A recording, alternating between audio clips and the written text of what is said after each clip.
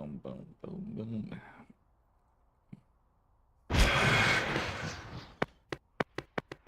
All right. KSL week 83.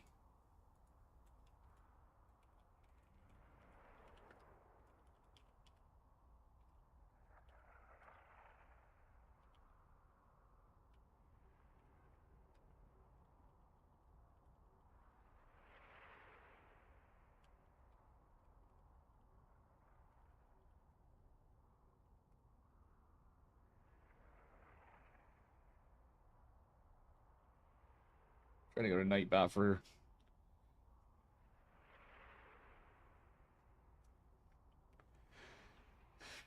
Let's take a look at the bracket too while we're at it. Thank you, Happy Stance. Bracket. Um, got a lot of signups. See if we get a lot of participants.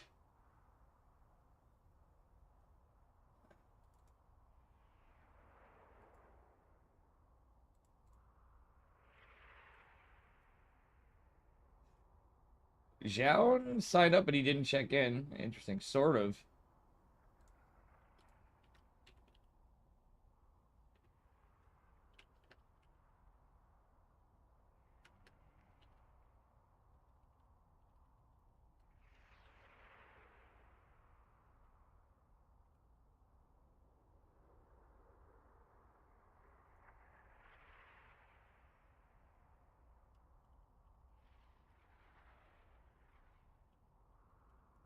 Ooh, Foxer's playing, it looks like. After all, I see him in here. He is. 2 Kirk down, guys.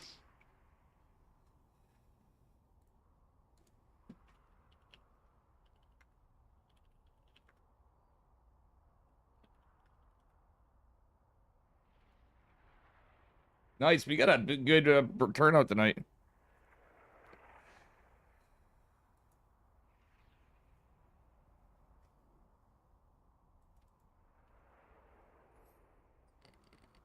All right, let's see here.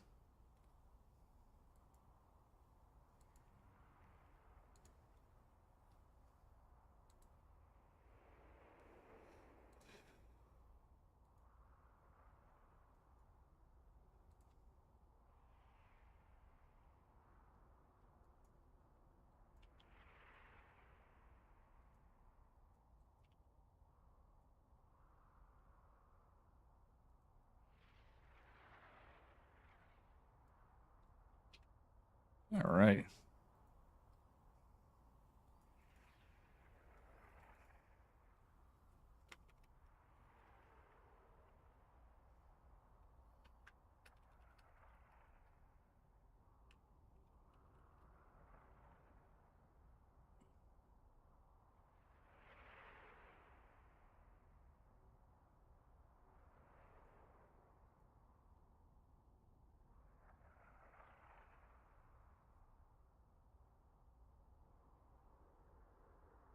Yeah, we got a stacked one today. Holy shit. It would have been cool if all right, let's get this show on the road. We got KSL guys. Pretty stacked bracket.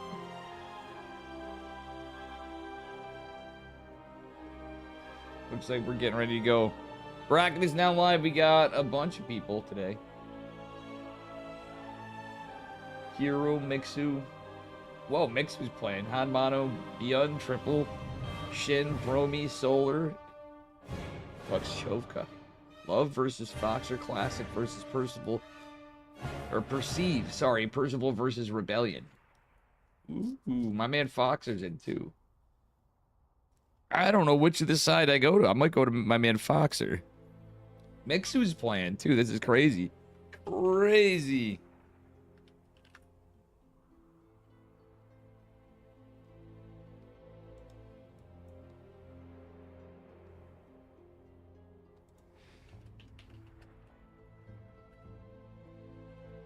Mixu literally never sleeps. I love Mixu, but...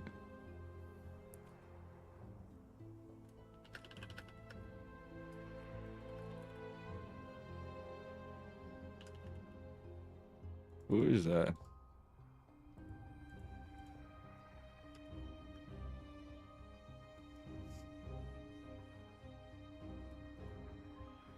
Ah, man, somebody has a Korean name. I'm like wondering is.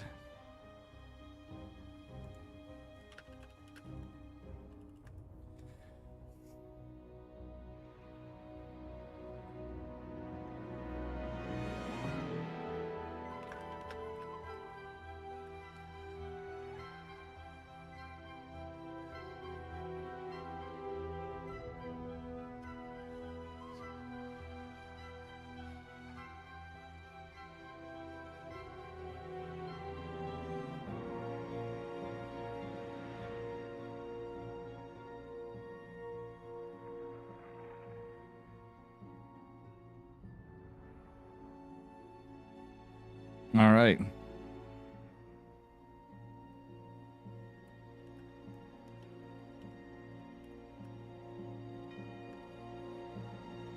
No steadfast tonight, unfortunately.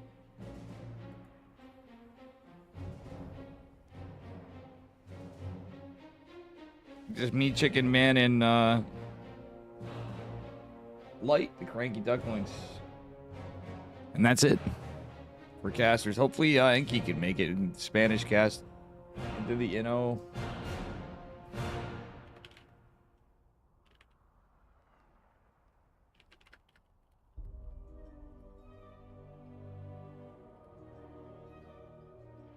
right.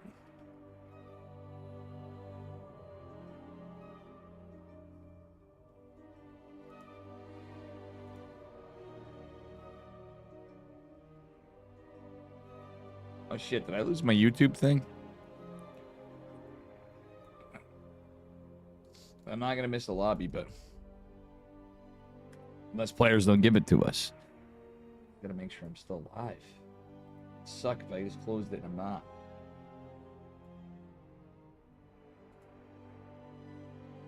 Okay, I am live.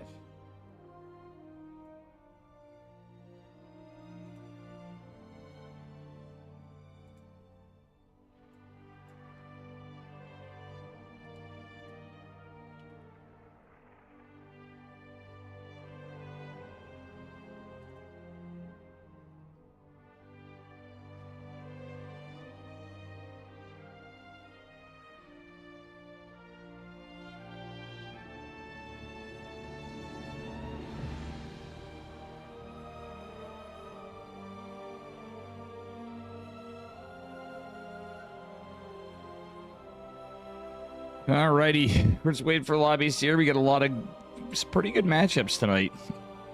TBH. Pretty exciting stuff.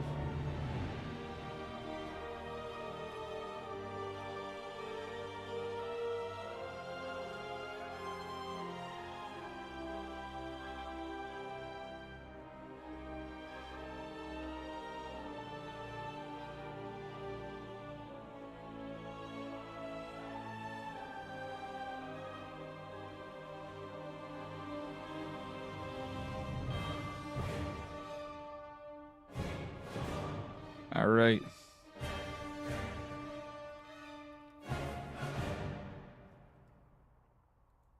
Oh man. Okay, I'm gonna get Rebellion versus Foxer.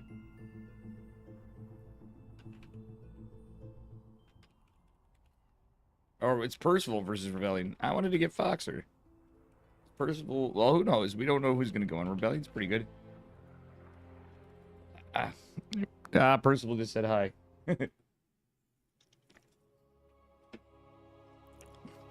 This could be Percival versus Rebellion. We did get one Kirktown person. I didn't get to say hi to my boy Percival, my dude. All right, let's see here.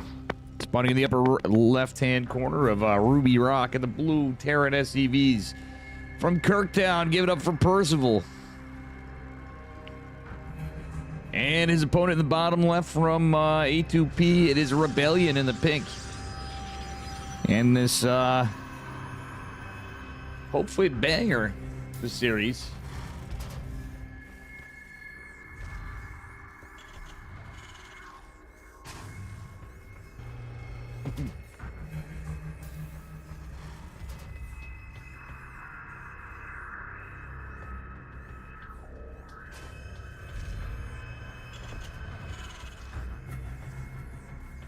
Alrighty. Sort of just got back to me. He's busy doing life. I forgot to put the KSL thing on. Tomorrow we have the OSC. We do actually have Perceive too, which makes it interesting. Rebellion opening pretty standard. Percival going for the eBay block, though it was scouted. Percival's still going to commit to it. Getting to about 30%. It's third. Approaching a halfway completed. Obviously, you don't want to complete your eBay. But you want to get it as close as you can. That's actually a decent amount. You could have went a little longer, but... Oh yeah, he definitely could have went a little longer. That would be darn annoying, but... Real talk, I'm curious to see what the builds are. Rebellion's definitely malding. Wait, where's his pylon? Oh, he went double gas before pylon? Ay. Rebellion, don't lose your probe. Even though Percival's on my team, I really like Rebellion. He's so cool. He gave us the game where he slayed Christiana in the funniest fucking way. Best replay I've seen in some time. I'm happy to see all these guys, though. We got some coverage. Hopefully we get some more. Oops, sorry. Excuse me.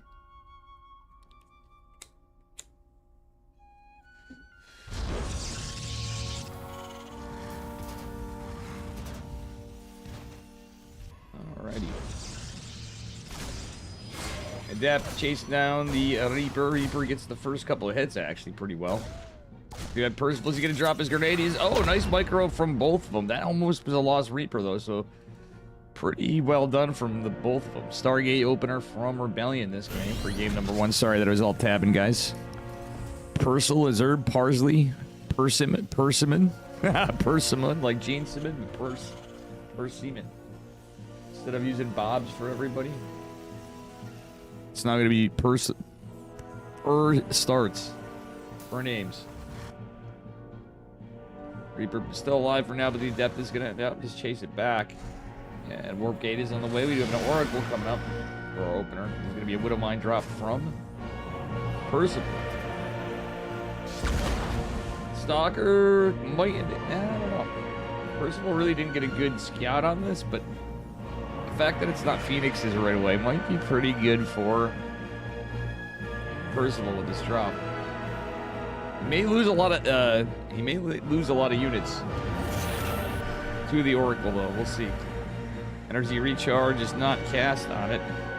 Was it? No. Didn't have any energy. He's too busy chrono boosting, which is good, but really here gotta hope to get a lot of energy on that Oracle. Third Widow Mine's gonna be dropping. The Oracle's gonna be coming. This is where it gets interesting. Medevac going immediately. Oracle's coming back. Marines are here to defend, but let's see if this Oracle gets some damage. Nice target firing from Rebellion. Not a lot of HP. Oh my gosh, Rebellion, we just threw our Oracle. He only got 4 SCVs. So actually, in this matchup, it kind of works out. There's 1 Phoenix out, but guess what? It's all Widow Mines. Oh no, Phoenix is going to go down. As well as at least 1, 2 probes. So, yeah, 100% of the Phoenix went down. Still 1 active Widow Mine. A pretty astute play from... Ooh, actually, that was a decent... All things said and done, that was a decent defense for Rebellion, but still a decent pick-off for Percival. How you doing, Void? Kirktown, you're like, yeah, he's actually on our team. I didn't get a chance to say hi because I was all tabbed when he was typing in there. Hello? Should I move this, guys?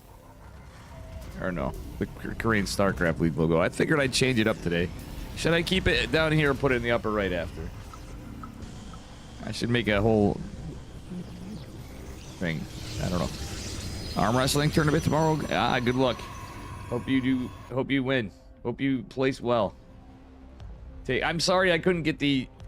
I looked into it, Void. There was no way I was going to be able to get jerseys made in that time. I know it was a bit of time, but... Maybe the future. We should make a real Kirktown, at least like shirt or something, like, you know, something good, a good like hoodie or something even. But like a decent quality one would be sick. Anything I have on my site that's like merch is how I do it. It seems like it's cheap quality, but yeah. Yeah. We just need the Pog Squirrel and some other stuff. Oh my goodness. Widowmine is getting some big catches, and this is the Cyclone and a bunch of Marines. And Rebellion's gonna need to cancel this. He does at the last second. The Widowmine's still alive. Charge is not quite done yet. The unit's have taken a lot of damage. Charge has completed. Cyclone being lifted is pretty good, but that was a nice hot pickup from Percival. Only one Phoenix is alive. It's gonna have enough energy to do one pickup on the tank. Widowmine's gonna be off cooldown. Tank's gonna still be sieged, however. Let's see how this plays out. Depp's tank shot's so good. This is a scrappy one, this game. Well, I'll be. Rebellion was gonna have a third base, but he really couldn't at that point. He's gonna consolidate. Percival going for a third base. Rebellion probably could go for a. He's gonna go for one. He's going Blink and +1 armor. Interesting choice. Not going into Robo, not going into Templar Archives. Rebellion has a cool play style. He'll always change it up. Yeah, I'll just send you some the Pog Squirrel graphic and some other stuff. And by all means, we'll see what we can do. It's a dark. Look at this. I love this guy. Percival may not be loving this. Actually, I'm sure it'd be, you know, it'd be whatever. There's no Robo, mind you, but Rebellion choosing Dark Shrine as a follow-up to Charge and Stargate Charge into Blink. What a based motherfucker. You don't see this every day, folks. Unless it's on Roddy's stream, but it's another story. Rebellion can cook. A couple, yeah, except for there'd be a million more Phoenixes. Phoenix is trying to injure the medevac, but guess what? There's a lot of fighting going on in the front line. The Dark Shrine's not done yet. Widowmine gonna get some friendly fire. Widowmine gonna get a little more, but also mostly damage to Rebellion. Percival takes game number 1. I was hoping to get my man Fox or otherwise too.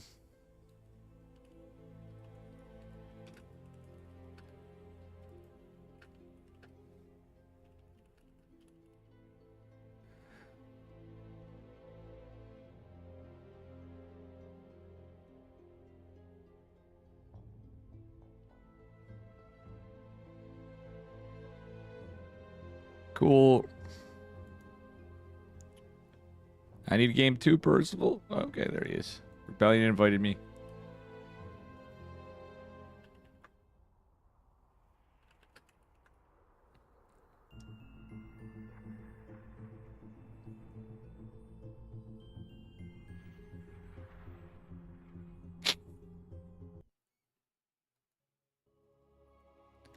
All right, let's get into game number 2 here.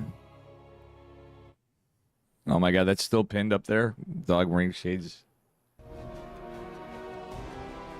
Oh. Alright, here we are, spawning in the bottom left-hand corner of Old Republic. Representing Kirktown, it is Percival. In the blue, our Terran man. His opponent in the upper right, in the pink Protoss probes, we got Rebellion. Hoping not to go down in the 2-0.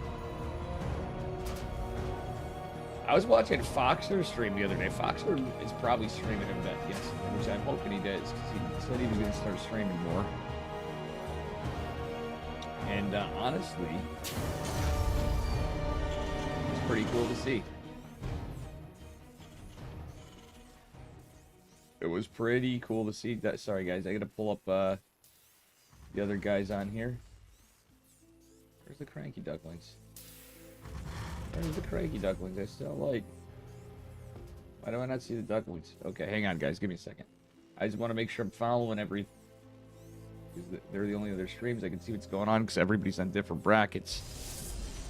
There we go. All right, we got Shen and Prom and the ducklings, and Chicken Man's got Foxer and Baked Asia, who's I think is I forgot what his name was. TBT though. Anyway. A little harassed. It's going to be one gas opener for Mr. Percival. Probably going to be a 1-1-1 again. He cooks some builds, so he'll do like a 3 racks factory every so often. Percival's been definitely changing up his build orders. Oh no! Percival, don't lose the STB! He's got the Marine on the ramp. Behind this, it's all pretty standard for Rebellion at this time. Oh no! Is Percival doing the Beyond thing? What? I thought Percival said he hates this shit when we were talking about it. I could be wrong. I know Clem was talking about it. No, that was Foxer. You can cook with Marauder openers, but I'm not the biggest. Like, I can tell you, out of a million times of watching Beyond, one of my favorite Terran players, not the biggest fan of that opener, the concussive shell Marauder opener. If you, I mean, hell, if you sit back a little bit, it could buy you some time. It looks like it's gonna be 3 racks or like a 2-on-1 or 3 racks factory. Knowing Percival, we'll see what he does. He's still on 1 gas, but he's playing the economic game against Rebellion. Rebellion getting another gate. Pretty standard opener for Protoss. And the Marauder took some damage. But he killed the Stalker. Getting a Stalker for free is big. There's going to be a shield battery here, though, and that is a hold pretty much. You don't want to lose your Stalker, though. Stalker openers are generally speaking pretty safe, but what I don't like about them if you go all Stalkers, but I do it myself sometimes, personally, is the fact that if you have an opener like this, you're gonna you lose your first Stalker that's damn expensive. It can actually be pretty impactful, but at the same time, this is a big commitment too, so.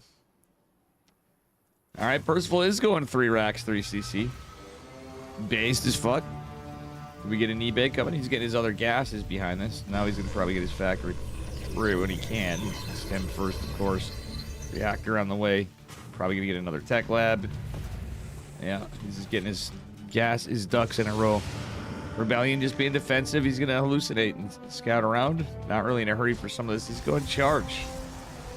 Man decides he wants to go charge. Stem's on its way. Obviously, we're going to have combat shields, I would imagine. eBay coming down for Percival. And the Hallucination Scout is going to see this 3rd base, most likely. Most likely, I say. Let's take a look at Rebellion's vision. Alright, Percival has to back off, or should back off, I should say. Charge is almost done. The War Prism's almost done. And is this only 4 gate? No, it's going to be like 5 gate charge. It's just a weird one, but still a thing, kind of. Obviously, Rebellion's pulled a little off gas. Kills the Marauders and the Marine. 2 less Marauders in this, but it's going to be a lot of Marines.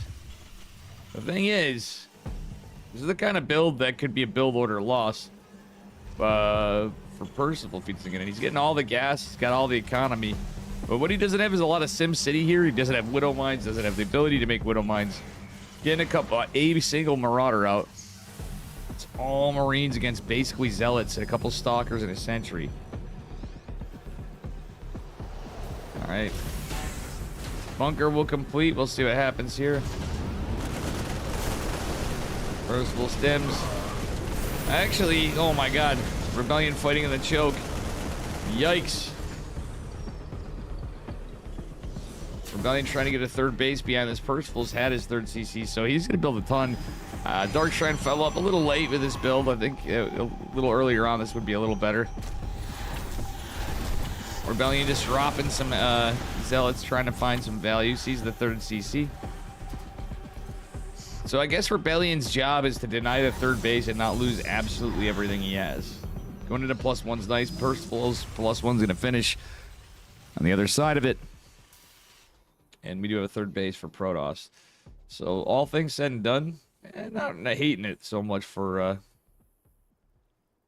All right, this is very astute from Percival. He's going for missile turrets. He knows there's he sees that fast of a charge lot all-in, or not all-in, charge lot push, knows that it wasn't like a super fast 3rd base.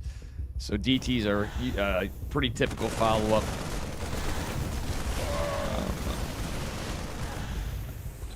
Decent micro from Rebellion nonetheless. He's trying his best, but obviously trades-wise, it's not fantastic. He's That was pretty good defense from Percival. But Rebellion's not playing exactly horrible either. Dark Shrine finishes up. 3 more gateways on the way, and we are still... No probes. Rebellion cutting some probes from it. Well, he's getting warp-ins in. That's why. Yep, missile turret already coming. Ghost Academy's done, I believe, unless he canceled it. No, it's done, so he can get Ghost. If he got Ghost earlier on even, that would have been Zoiks, because Dark Templar. Get revealed. Archons. Do not like Ghost. Actually, anything Protoss has doesn't really like Ghost, to be honest with you. Blink's on its way, but this Protoss army started to dwindle. Wait, is Percival building 2 missile turrets? Is that... Yeah, it was an accidental missile turret right there. Rebellion trying to load up with a DT, and Zealots trying to go into main base. There is a gap right here. Percival's pretty close to home. He has some... Yeah, everything's kind of clumped toward the 3rd base, though. If this Warp Prism goes into the main... Like, right here, this would be massive. There was dead zone. Rebellion, pay attention. Percival's gonna medevac back as he goes in with a medevac up to the side. It's an injured one. DTs and Zealots coming in, getting some work done, getting a couple workers. Ooh, the EMP's nice. Reveals the DT. The DT's kind of stuck in a choke point in pathing. Zealots are here. Stalkers blink forward, kill the medevac. Nice defense by Rebellion, and wow, good transition to those Vikings from Percival. I don't think he's gonna need to go into... Rebellion isn't in any form of AoE, honestly, guys. He just has Dark Templars. He just has Gateway units and no High Templar, even for that matter. So no feedback, no Storm. A couple Archons maybe, but Ghosts are on the board, and Rebellion's gonna need something else to deal with this. Some transition. First, he's gonna need to hold this push from Percival. Percival pumping 3 Ghosts at a time with Marines for a while. Probably going to go back into some Marauders. There's a Dark Templar here. Scan is going to reveal it. Widow Mines do land, and... Oh! Okay, well, that could have been worse damage for Rebellion, but so far, not the case. Wow, actually, a Rebellion with a decent little run by here, causing some chaos, picking up some reinforcements. It's actually what he wants to do, man. Dark Templar in the mix, actually getting a couple swoops here and there. There's some extra DPS before it goes down, if it doesn't go down. Nice micro from both of them in that fight, honestly. Percival's ahead in terms of army, but the 4th base finishes for Rebellion with his +2 coming. Percival's got his armory down and his 2nd E-base, so we'll be going into both upgrades, I'm sure. Percival has a 4th C landed, though. Actually, it's looking pretty good for Percival. Rebellion's kind of down in workers, which is not the point you want to be in. Is the Protoss here with the style of play. Typically speaking, he's trying to get damage left, right, and center, but the EMP's kind of nice. There is a couple Widow Mines up here. They get some friendly fire in the mix, though.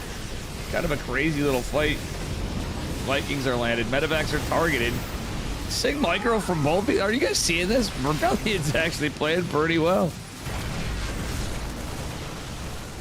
Percival is too, but Rebellion actually is getting some work done where he's in an awkward spot economically. Now he probes up. Oh my gosh, he almost doesn't even eat that other one, but this Marauder stems, so he's probably going to get these Stalkers. Nope, just some trades. Crazy game so far, honestly. Say what you will, but this is definitely a bit of a crazy one. Eat of a crazy one. 17 workers falling.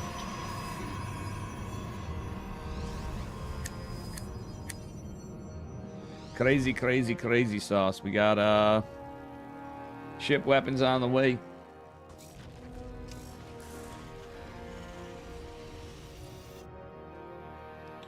Rebellion using the DT for a little information, seeing if stuff's pushing out. He knows it's a planetary. He knows Percival's been getting missile turrets ahead of it. It was a good read from Percival. He might be also knowing Rebellion a bit. That being said, Rebellion still doesn't have any AoE. I really would have liked to see him get a Robo Bay myself. I know it takes a long time for the units to get there, but he did. Yeah, it's pretty good trades. This is actually pretty close in terms of trades, but Worker count's pretty close. Rebellion getting to 5th base is kind of smart situationally. Big Daddy Immortals here. Honestly, considering this is mostly just gateway man units with some Immortals, these are not going as horrible as they could for Rebellion. First, we'll scouting around with the Marine. We'll eventually see that base. See that can patrol path. He had a patrol path on it anyway.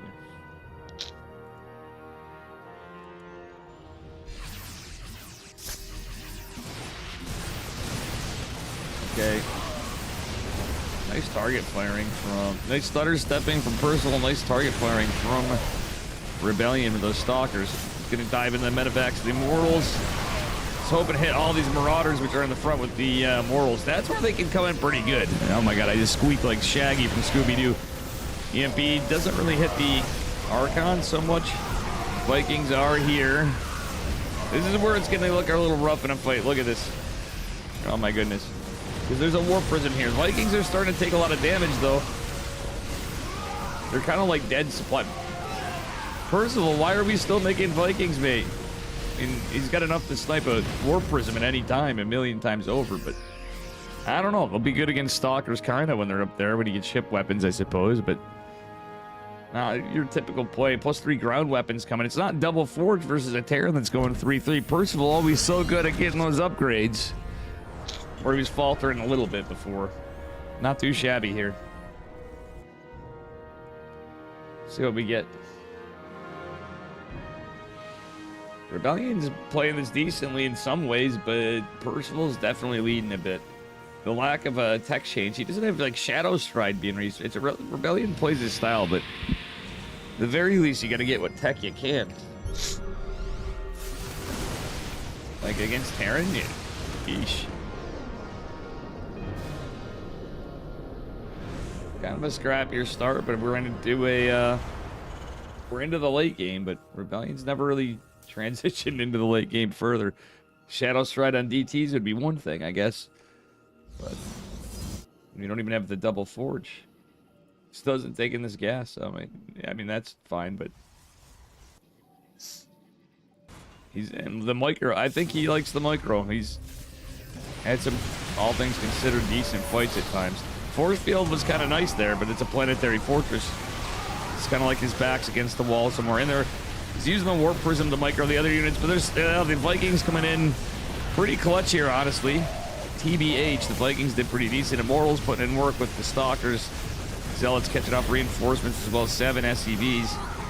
Supply depot's starting to fall down a little bit. But, Rebellion's just putting on all this pressure, but with not a lot of units at any given time. Oh no, is this a mortal rally? Okay, it's not. It's a rally down there, which is still a little questionable a bit, I guess. But the man has not dropped more gates either. He's just going for Rebellion. You mad, lad? I love Rebellion. Obviously, Percival's my boy, but I do love Rebellion. He's a wild child.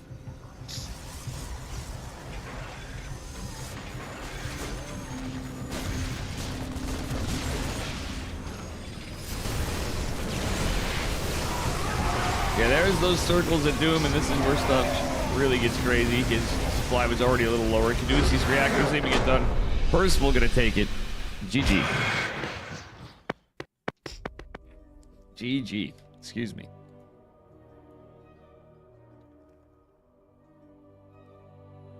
Yeah.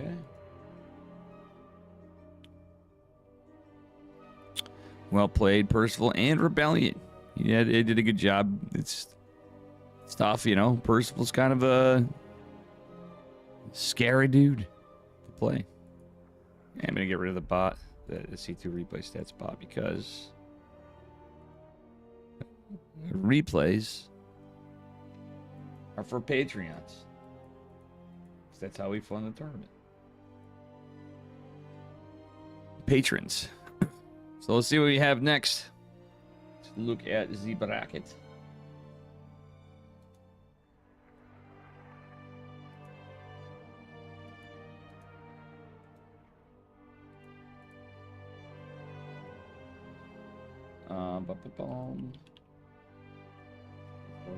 W83.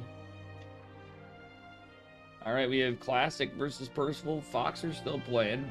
Mixu versus Hanmano is going on. I would have got that one too. Let's go to Percival for Classic versus Percival. Ooh, for round 8 on this side. I'm really happy to see Foxer playing tonight, like no cap. I hope he does. Looks like he lost his first game. He's playing against Love SC2.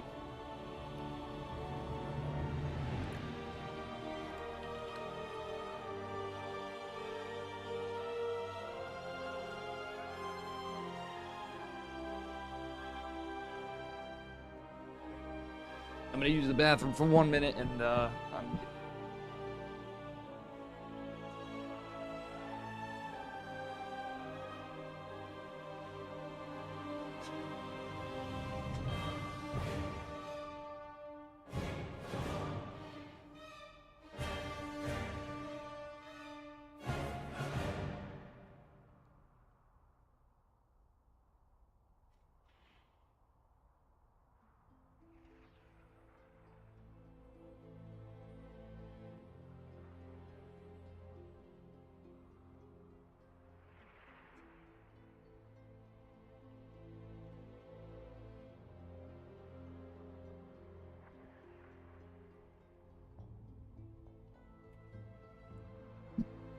Percival versus Classic, Classic versus Percival.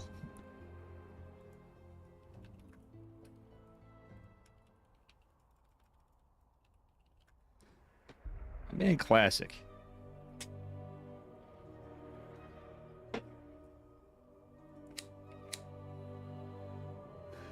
This one might be tough for Percival. Classic, one of the best Protoss, but Classics or Percival has shot some pretty good games against Max Pax and Hero and Clem's Protoss. Here we are, we're on Winter Madness for our first game. Spawning in the bottom right-hand corner in the blue Protoss probes. It is none other than Classic. The Wind Toss. And his opponent in the upper left in the red SCVs. Give it up for Percival from Kirktown. See what we got, ladies and gentlemen.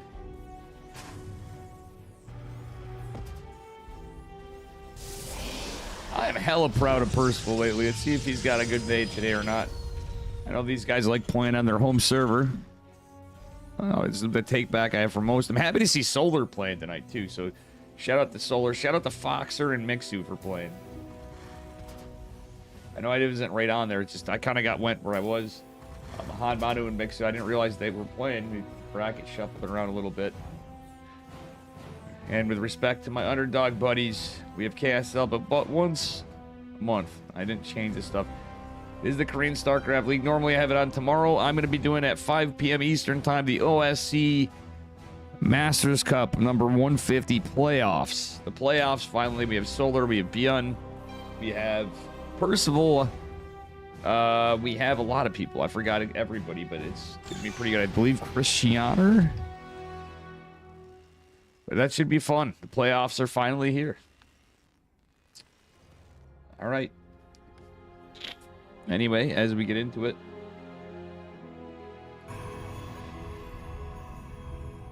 And ladies and gentlemen, do me a favor. Please use those Matcherino codes. I'm going to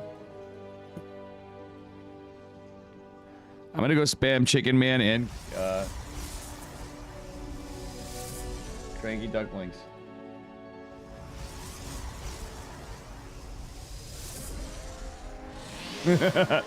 I'm being an ass.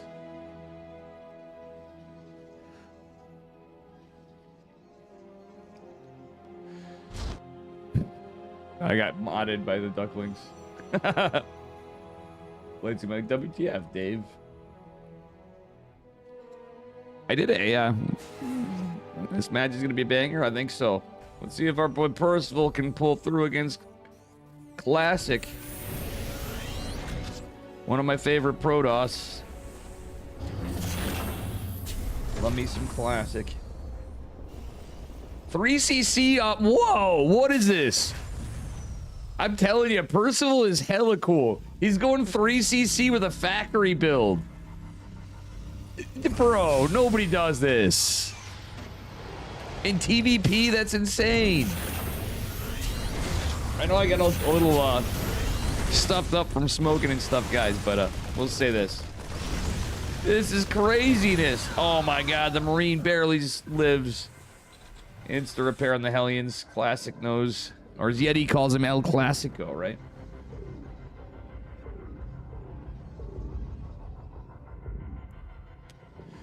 Yeah, guys, please. Thank you. Use those Matcherino codes. Third CC coming down for Percival. We'll see what happens here. Classic is going into blank. Looks like he's probably going 3-gate. No, yeah, 3-gate. He's creating a nice... That's quite the tight choke for a wall, but... Can use another structure to wall off if he needs to. Oh, is he? Oh, he does. Loses a probe, but it buys him time. This pylon is eventually going to go down. Obviously, Warp Gate just finished up, so... Percival really trying to dig in there. But ultimately a good defense. It cost... Honestly, that did cost Classic some money. The interesting thing is that pylon in the front, I believe, may be an enhanced warp field pylon. May just hit the range. I think it's a little too far off from powering that gateway. If it is, for whatever fucking reason, that means there can be aggressive fast warpings a little further forward. In between the triangle third. Warp prisms coming out. Classics just being aggressive. Percival just pulling this stuff to the side. So the thing is Percival, if he kept this alive, interestingly enough, in a weird way, I think if he ran like hell earlier on before, he could stall the push. But like the thing is, if he can get in here, that's big. Because Classic's gonna get a lot of damage done. But there's already 2 siege tanks from Percival. Love this. The Sim City is chef's kiss. Second bunker going down. I know there's not a lot of production in terms of bio yet for Terran, but oof, this is a time usually you're gonna want 3 tanks, but it might just work. We'll see what happens. The second tech lab's done. Or Prism's coming in, and these guys gonna jump up here, and you're gonna see it's 3 CC. Oh no, he pulled. Percival. He unsieged the tank. Link will be off cooldown. Nice cancel by Percival. Immediately drops the starport again. That is actually pretty good play.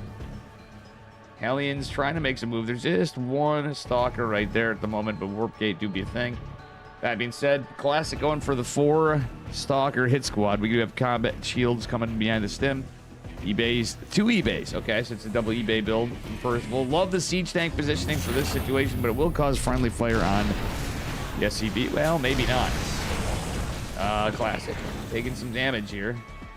Hallion's mostly still alive, so he's being annoying to Classic, but Classic's able to get his third. Percival with a third base of his own is pretty good, as he does go over to that reactor and gets his raft 4 and 5 with 1-1 coming down behind. A double forge coming behind this 4. Classics. Wow, these guys are like neck and neck right on top of each other.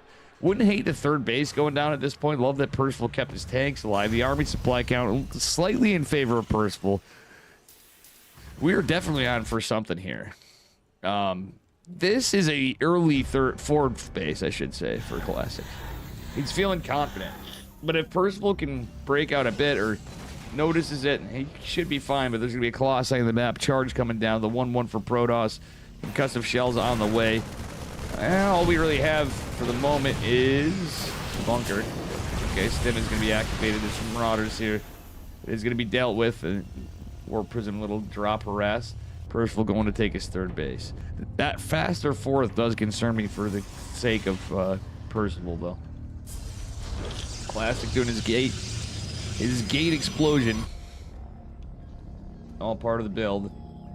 As we do go into a Ghost Academy.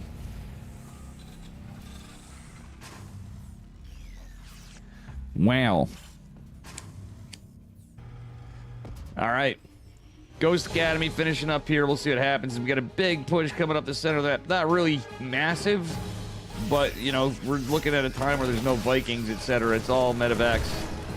Reactor, in fact, is getting made. Okay, it's the Tech Lab and Reactor and the Brax. Percival doesn't see the Colossus. Nice target firing on the Widow Mines. Takes care of both. Observer came into play as part of it. This force field's decent. Segments off a Marine and a Marauder.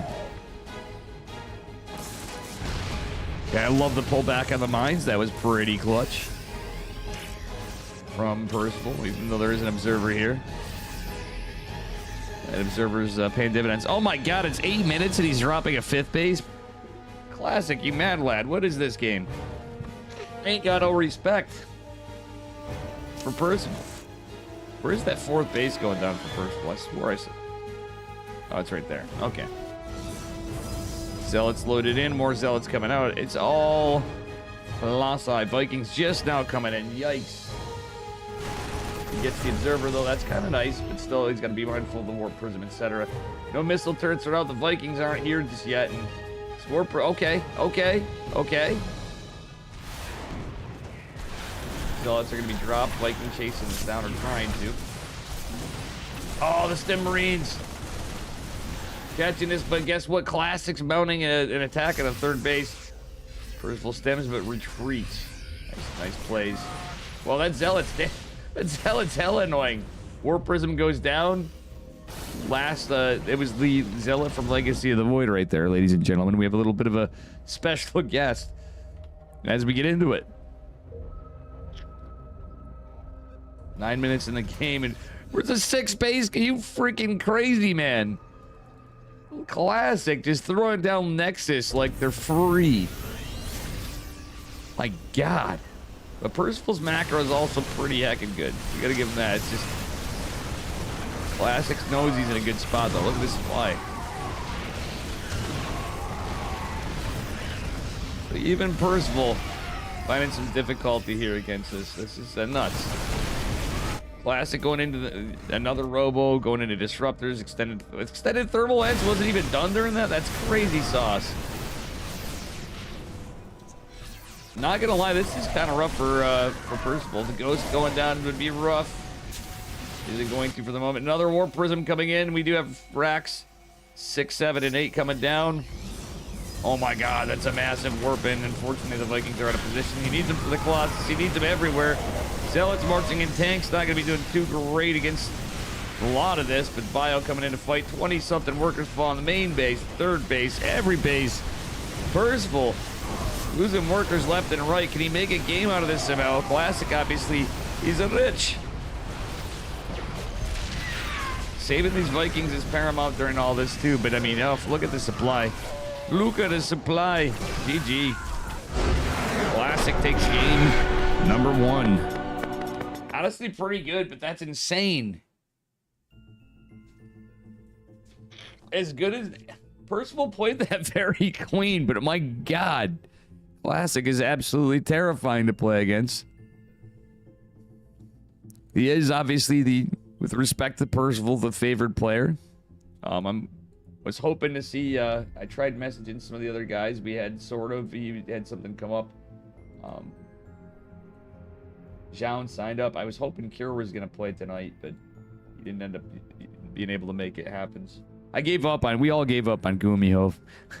But hopefully we can have some more. And guys, if you want to help the Korean Starcraft League, start with that Matcherino. Use those codes. They're free. But consider becoming a Patreon. That's how we fund this event. Wow, we already got 12 bucks in there. Somebody donated. We're doing it so it goes toward the pool. Any excess is just to keep this going for now. Hopefully we'll get to a point where Dave will put some more in so we can go back to 2 KSLs or like a larger event at some point in the year for a couple $1,000s or something. I'm thinking something needs to be done. I love this too much. Korean Starcraft. Some of the best Starcraft. Here we are in the upper right-hand corner of White Rabbit. In the blue, Protoss Probes give it up for Classic.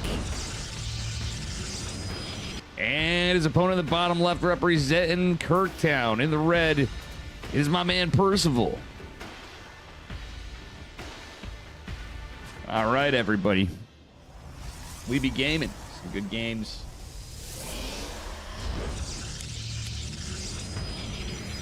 And, yeah, other than that, like I said, tomorrow, 5 p.m. Eastern, we do have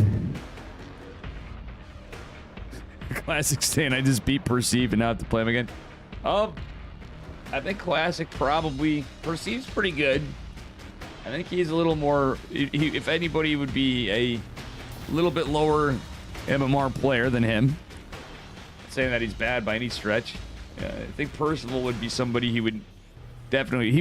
I wasn't saying he wasn't respecting him. It's just the fact that when you're dropping that many expansions, you know you're feeling confident. He knew the trades weren't going against him. But that is some greedy Protoss. How you doing, Thorn, by the way? Welcome, welcome. Welcome.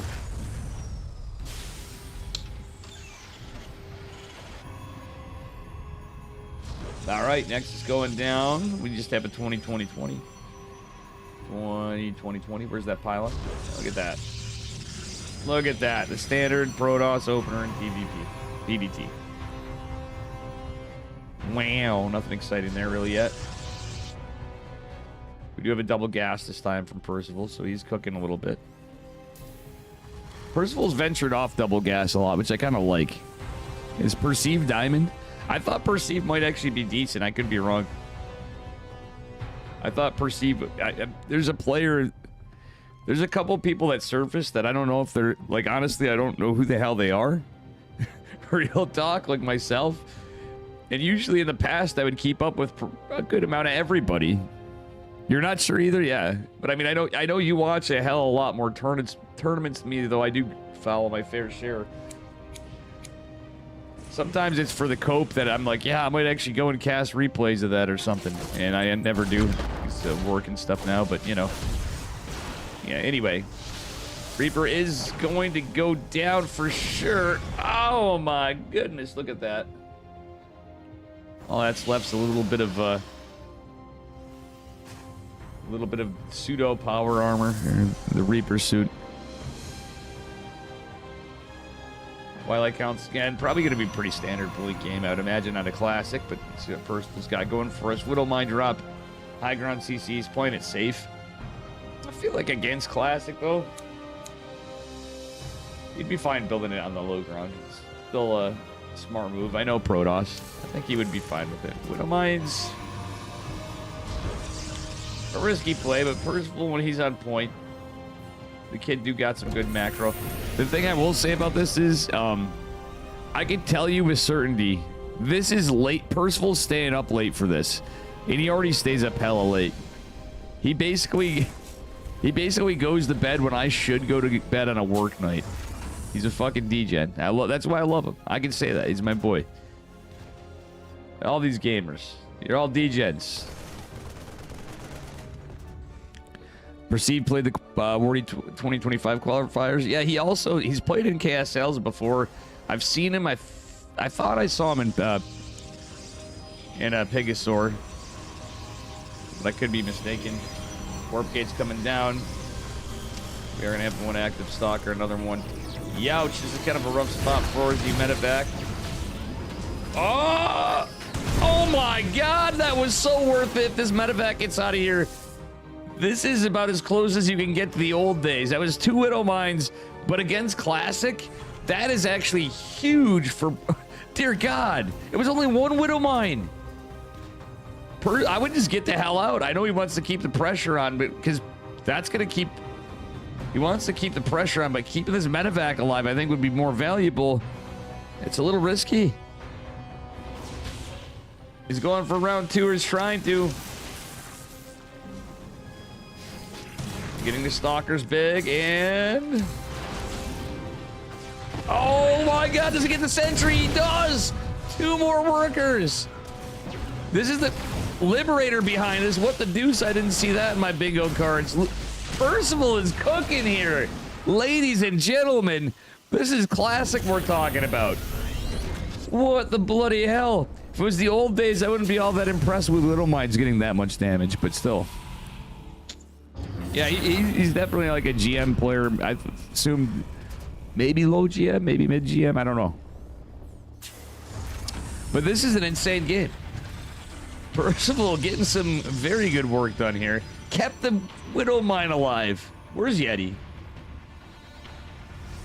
Yeti better be watching this motherfucker at least. I was hoping Yeti'd be casting. I'm like kind of shot. I'm always shot, you know, tired and all that. No high ground. Percival catches the Observer. There's no Warp Prism here. It's just Stalker pressure. So he was going in for Blink. He's not investing because he knows he wants to get to a tech lab and stuff. His economy was really hurt. That being said, it is a... Well, it's a 3cc build, so this is kind of to equal one out a bit. But again, the trade's so good. 2 Stalkers, a Sentry, an Observer. 14 probes. for 2 Widow Mines, a medevac, a Reaper, and the Liberator. Liberator being probably the crux of it, but still, it's looking good. It's looking damn good for Percival. The only scary thing might be the Colossus, I feel like, more. This isn't exactly, like, ominous Protoss army so far. It's literally just 6 Stalkers and 1 Death's Doorstep. Wow, what do we got over here? Percival playing with some Beyond strats. Dropping an auto turret, forcing some lost mining time. Double drop attempted. Wait a minute, no! Percival! Ah, it's scouted. Medevac's gonna be caught. He loses 1 medevac, but yeah, it could have been worse, I suppose. He's got to know there's an observer there now. Orbital Command Center finishing up. We do have our +1 infantry weapons finishing up behind us. His ground weapons +1's just starting up now for Protoss. Charge finishing. Extended thermal lance well on their way in 5 gates.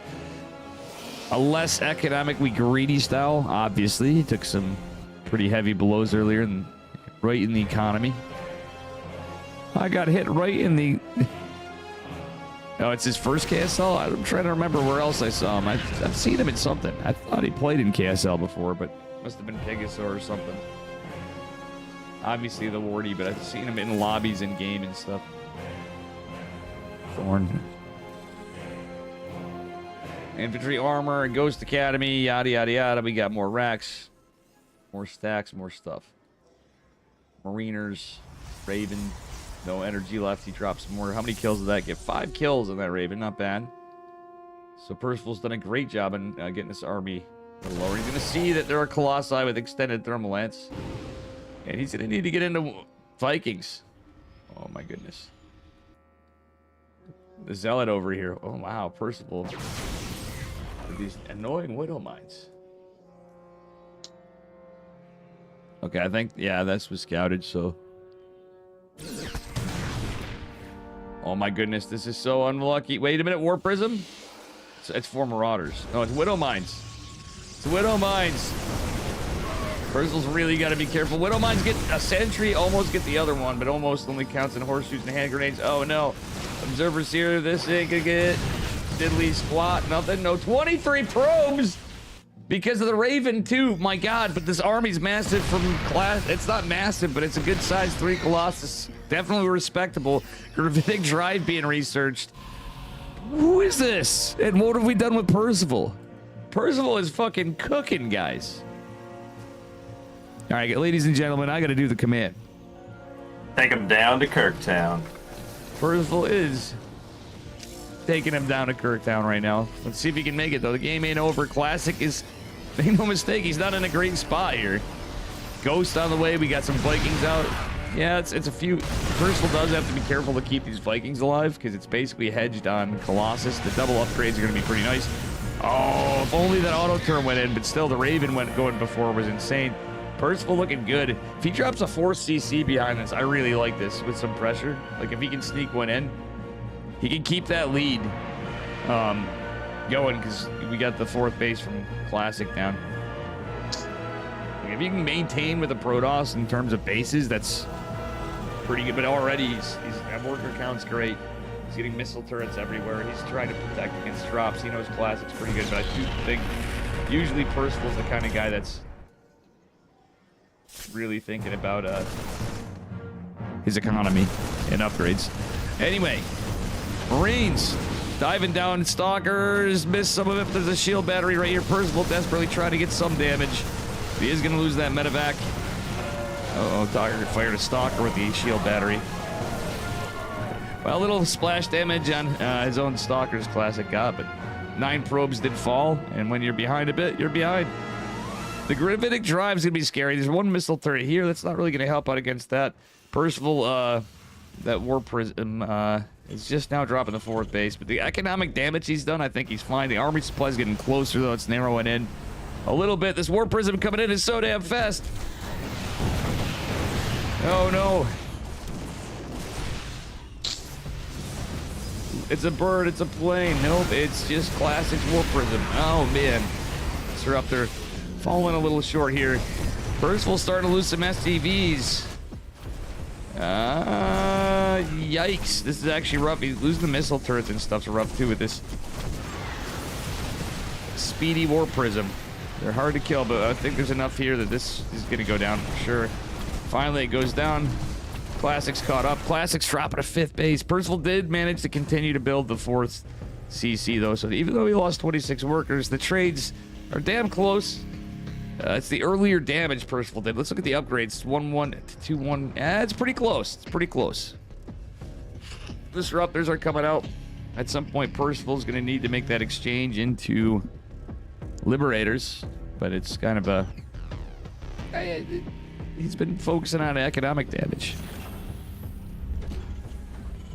Yeah, I mean, Percival's getting to a hard-to-kill army himself in a sense. Like, there's not a lot of zealots. Now, yeah, it's the Liberators that's the... the Disruptors that's the problem. But we really are going to need to scout this army to get Liberators on Percival's side. Just because there's so many damn Disruptors. Not a real shit ton of Stalkers. Oh, the Widow Mines, though. Oh, well, Percival. Hate a Disruptor, but still... Not the most Stalkers. Some of them fall. Some do not. Disruptors kind of debate. Oof, getting 4 Marauders is pretty nice. But still, all things said and done, a decent defense nonetheless for Percival. Classic just dropping Nexi everywhere. I don't blame him in a way. He was floating money. He's got to a point where he felt a little secure. He knows he's a little ahead economically. But if you can see here, Percival's held the economy hostage a little bit here and there. Oh boy, oh boy. Ghosts are coming out, but no Liberators. Looks like the missile turret is not going to be going down, but the CC will continue to be made into a planetary fortress. More Disruptors, Percival, for the love of God. Okay, there we go. Starport Liberators. Oh, wait, you cancel the Liberators for more Vikings? No. Percival, you had Liberators being made. I mean, yeah, he's kind of not exactly the most rich. What? Speaking of rich, I say this. Classic is... He must not like Percival. Look at this. The BM, he's dropping Nexi everywhere. Right on his doorstep. Practically in the sensor tower. Uh-oh. Uh-oh, he didn't see this army. Well, Percival's got to be careful. He's not microing it. He didn't really notice. Okay, I love that move with the Vikings. At first, he's going to have to land the Vikings. Immediately does do so. Disruptors dropping. Behind catching a lot of the bio. Vikings catching some of this. Nova's attempted to be dropped, but it's not going to get away. This army's not very fast from Percival, but there's a classic run by on the other side. Percival start taking some serious damage on a orbital command center. Lots of zealots here. This extra base, I don't even know. All right, I love the attempt to surround this. Okay, wow, good defense. 16 probes fell on this other side of it. What a back and forth. Percival, we're forgetting. She's still forgetting 3-3 and +2 ship weapons. No Liberators. Maybe what do I do? Yeah, it's now with the zealot count. Yikes, this army's so trapped. I like the MP, but the Ghost gets an EMP before it goes, but this Percival saved most of this army. He does for the moment, but that's so many balls.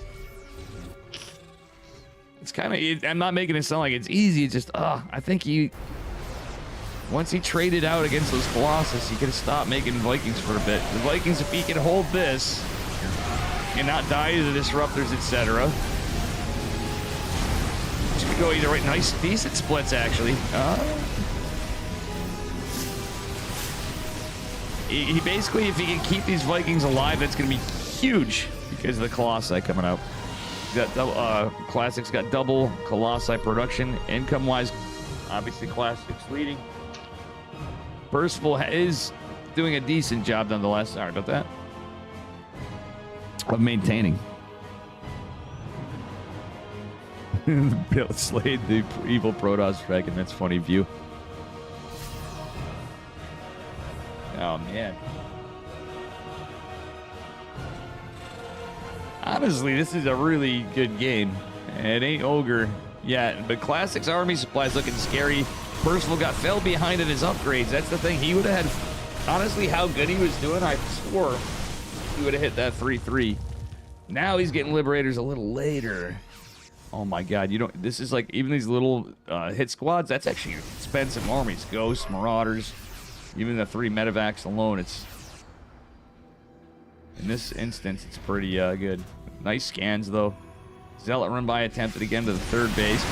5th base might be in some trouble over here. Disruptors dodged narrowly. His planetary fortress comes down. Oh, nice catch by Percival. Zealot run by is stopped, shut down. But on the other side of it, yikes, looks like we had a bit of a rough fight over here. Definitely some connections on Novas in the midst of that. Planetary's not done yet. He's trying to repair it. Percival is the missile turret actually getting some damage on the Colossi. One of the Colossi. Planetary Fortress does finish up a lot of Percival's army dying. But guess what, ladies and gentlemen? This is what it's not a lot of stalkers. Circles of Death are here. Zealot run by gets 12 SCVs, but Percival is on 5 bases, so he could still have some decent SCV production if need be. And I'm glad that he's doing it right now. Oh my goodness. We are gaming. Now, what Percival doesn't realize is the bases. Oh my god, he's gonna see that. Classic, you mad lad. I mean, this is kind of a small map, but if Classic could have potentially throw away some money doing some of that. I mean, he's rich, but well, yeah, we don't have advanced ballistics. Yeah, that's just going down. Percival doesn't know about this arm. Oh, he sees it now. Nice EMPs. Circles of Doom coming in the blink forward. Might be punished a little bit. The Disruptors. Oh, catching some units on the strays. Vikings doing a good job catching the Colossi, but still we'll see what happens here. Liberator's doing decent. Zoning is back. No advanced ballistics yet, but the fusion core did drop wherever it did. Right here in the natural. Okay, now it's coming on the way. Classic up on army supply, though. It's kind of terrifying for a Terran, man. He doesn't know there's a base right next to his base, but you know what? That pylon's going to be shown in the sensor tower. But right now, it's about Percival surviving in his end. He just needs to weather the storm here, so to speak. Widowmine might be good with all this lost shields. Oh, goes down to the Disruptor. Another Disruptor here. Wolf Percival taking some big strays with these Novas. Okay, Percival leading an army supply now. Crazy chaotic late game here. Little bits of stuff that... A lot of good stuff happening for Percival earlier on, but... Adepts. Okay. That wasn't expecting that. So obviously Percival's not rich like Classic, so he can't afford to... Hell, Classic didn't even take his gases, so at some point he's got gases to exchange later. Whatever. Percival could take out his base. Static defense isn't powered by one pylon. He's trying to get it. Nice EMPs on all this. Oh, but his base might be in trouble. Yikes, I think... Oh, no, this might be it for Percival, guys. Oh, the Vikings. He's worried about this Nexus. Don't worry about the Nexus, man. It's one of a million. Ah. Oh, this is rough for Percival. I'm not going to lie, ladies and gentlemen. Nice save on the Vikings for a bit, but they're still possibly going to die here in a moment. Yowza. Problem is this Viking army. Yeah, like in a weird way, you kind of need... Like, if he brought it up here somehow, I think it would have helped with the Zealots. Truth be told. Oh, my goodness. Poor Percival. He's done to 34 workers. I thought we were going to get a little more for how long this game's been going, how good it's been. And an excellent start.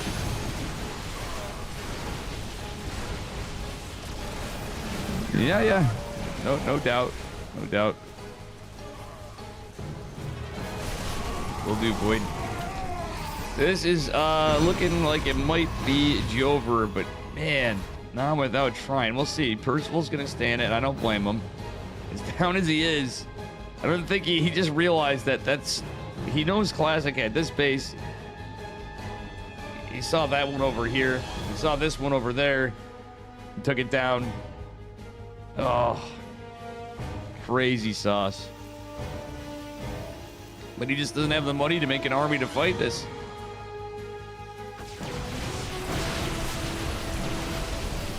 GG. Still, GG's called. Classic takes it at 2-0. Unfortunately for Kirktown, but what a great display nonetheless. A loss, but Percival literally dominated the early game. It wasn't a cheese. It wasn't an all-in. That was domination, but Classic just be that good sometimes. He knows how to find ways into it, I guess. All right, let's see here. Still, I think it's a good performance, and even if it's not, Percival is not walking away with nothing. The round 8 does pay out at least $20 to the round of 8 players. Let's see here. Wait. Attach. I gotta find it.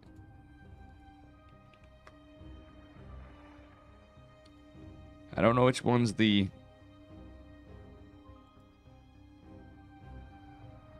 right one, but I'm gonna send these guys. It's probably the full-time size of it. Love? No, thank you. We can take a look at that and figure it out after too, Void. You feel free to use it.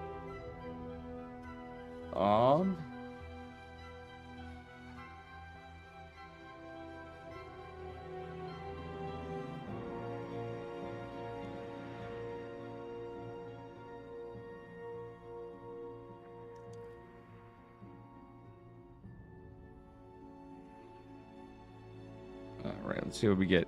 Classic versus Love. I want to see, how did Foxer make out? Mixu versus Heroes going on. Oh, Love beef. I'm sorry, Love was the one that played Fox. Damn, my boy Foxer went down. Shovka, forfeit. So Love versus Classic, Hero versus Mixu, Beyond versus Shin. Looks like people are missing some stuff. Beyond versus Shin's covered by the Ducklings.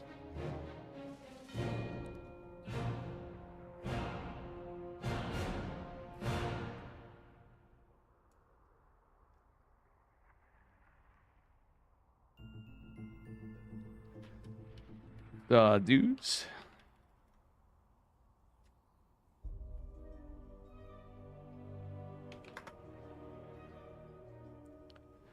Hero, chicken pins on this. So we have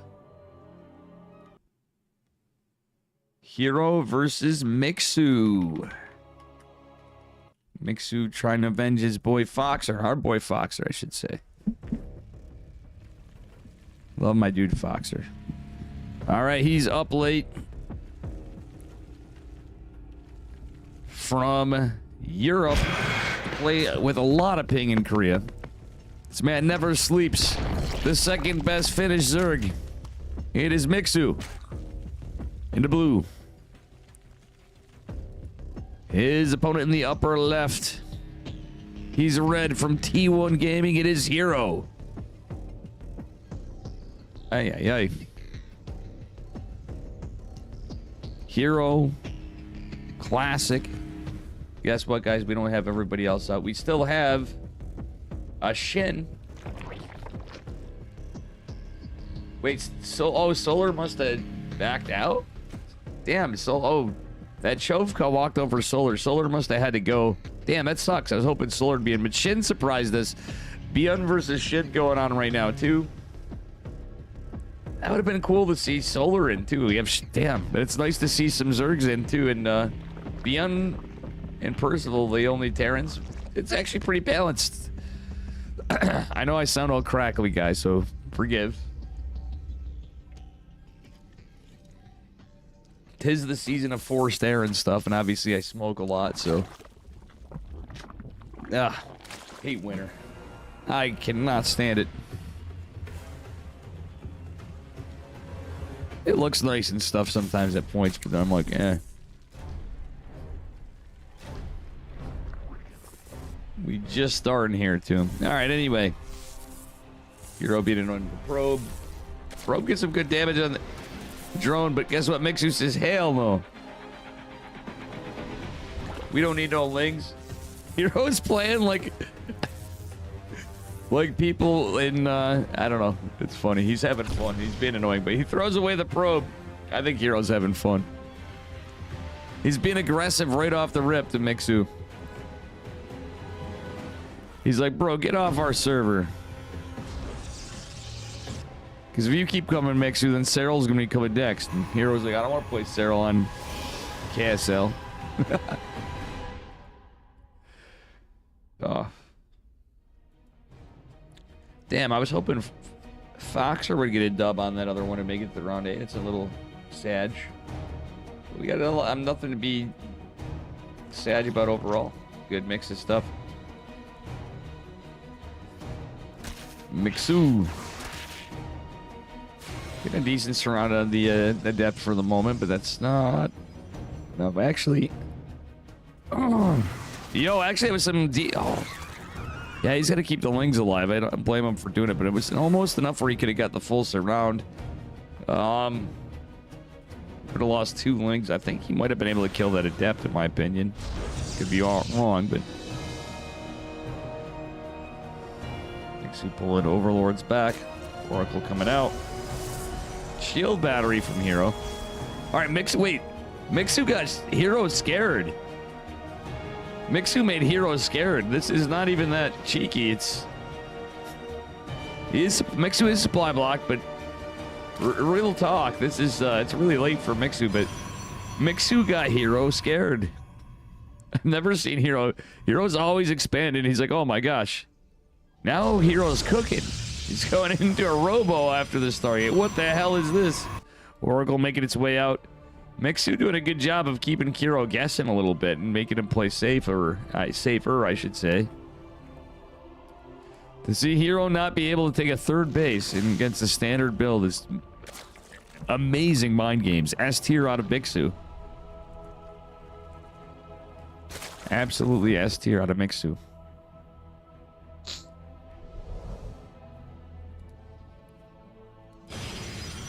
All right, we got 2 more gates coming down. Pylon as well. Oracle's trying to catch some strays here. Want to get a queen. He does get a queen. Oh my gosh, he's going after another queen. Does he get the other queen? Hero, you mad. Oh my god. He's even diving in on... Hero's such a madman. I think he's pissed that Mixu got him that scared that he's going for a Warp Prism. He's going to... Hero's cheesing, dog. Hero's cheesing 5 Sentry. Oh my god, okay, so maybe Hero is cooking up some builds. He's playing against Mixu. He's like, you know what, we're gonna have some fun here. I can afford to lose a game and risk it, maybe, if I do. He knows Mixu's pretty good. I don't think he's disrespecting him. I think he's literally trying out some builds. It's Hero, after all. And I like to see it. But Hero is gonna lose an Oracle. Oh my goodness. Hero's literally thinking about trying to snipe that Baneling nest. That's so funny. I know damn well that's what he was doing. The trades have been crazy, but it's a lot of hull damage in the Oracles. And when you're doing something cheeky with a Warp Prism kind of play, I don't know. Where is the Warp Prism? Oh, it's over here. Oh, he's force fielding Mixu out of his own stuff from mining. But it didn't really do that good of a job. I guess he prevented gas from mining on one side. He got some workers. He got like a couple drones. That is the most expensive. What the?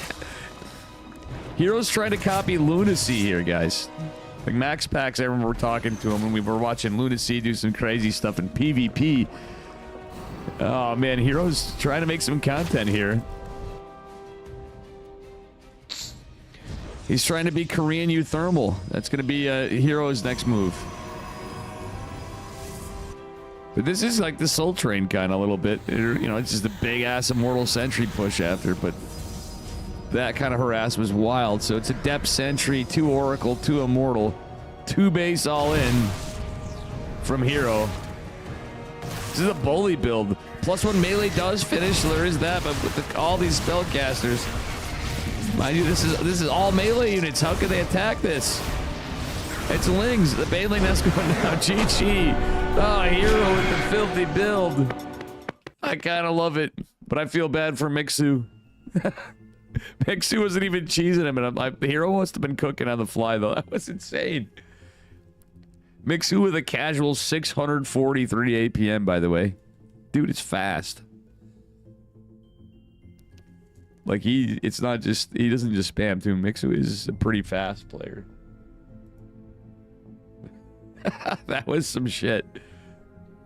Ugh. GG, thank you for playing Mixu. That was game 2.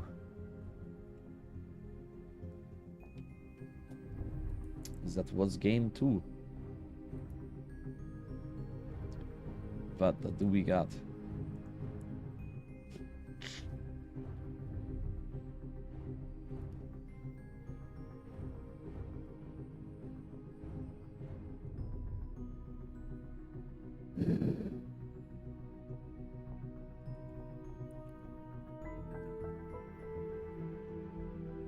Hero to a Mixu, as we saw, Shin and Beyond are 1-1, and there's gaming. Shin looks like he might actually beat Beyond. Beyond lost a lot of workers. It looks like a crazy ass game. Otherwise, we have Love versus Classic, which is going on right now. So if that pops up, we might trail along into that. But I think it might be a good idea to wait for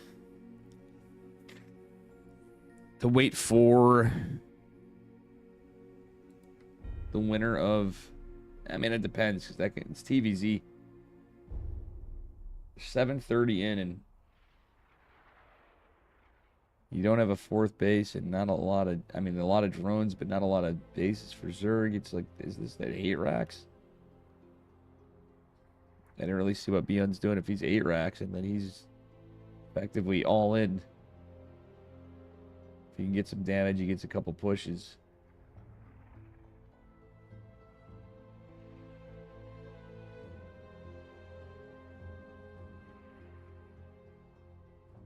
Ouch. Beyond, oh my gosh, he's like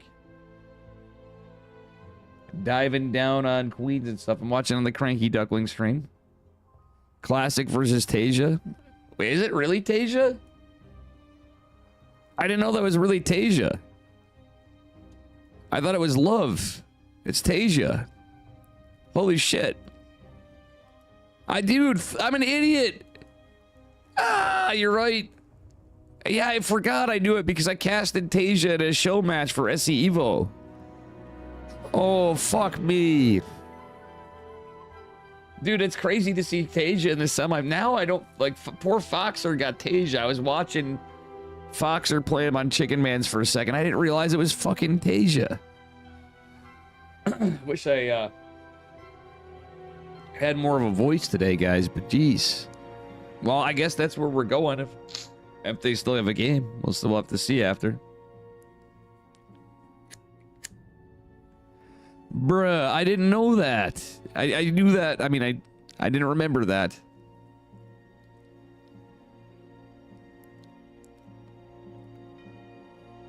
If Tasia made it to the finals, that'd be crazy. Okay. All right, I'm going in.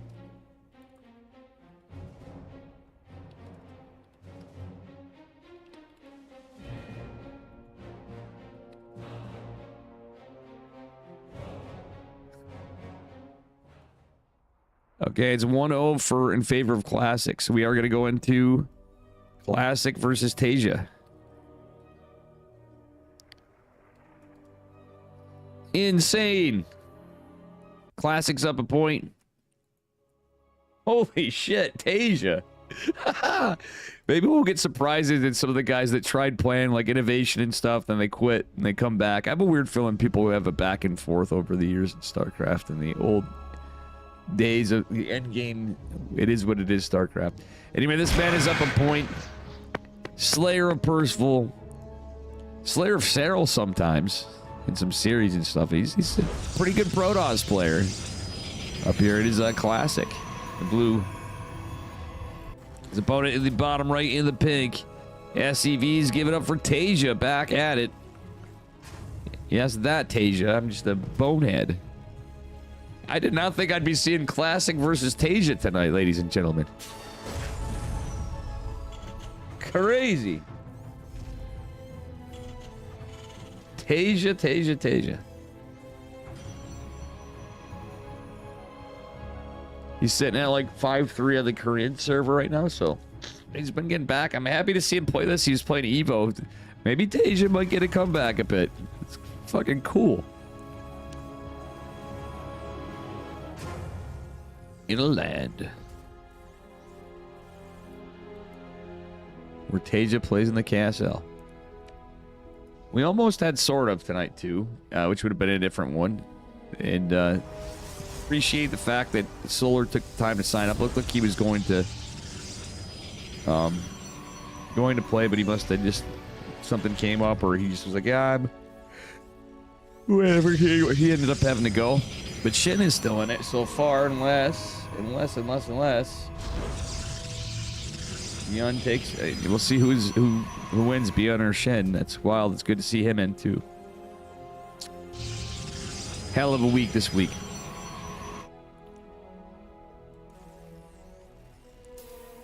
And a big shout out to Foxer and Mixu for making time for this too. I wanted to catch Foxer too, but glad Chicken Man did. He got Chicken, Foxer and Tasia. Yeah, I got it up on mine too. I was keeping an eye on it. It looks like I was saying before, Beyond looked really behind before, but it's Beyond though, so it is possible.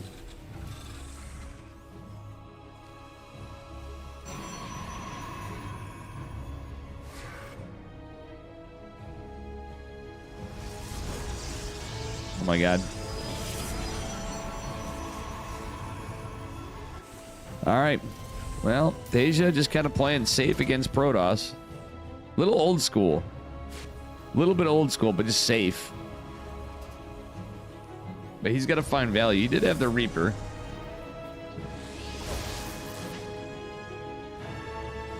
I'm kind of curious to see how Tasia plays this out, because with all, you know, to Percival's credit, he had some insane early game in the second game against Classic and still had a tough time. And Percival's been freaking grinding lately. That kid has been doing nothing but play Starcraft. He really has been putting in the work. I hope we have some announcements and stuff in.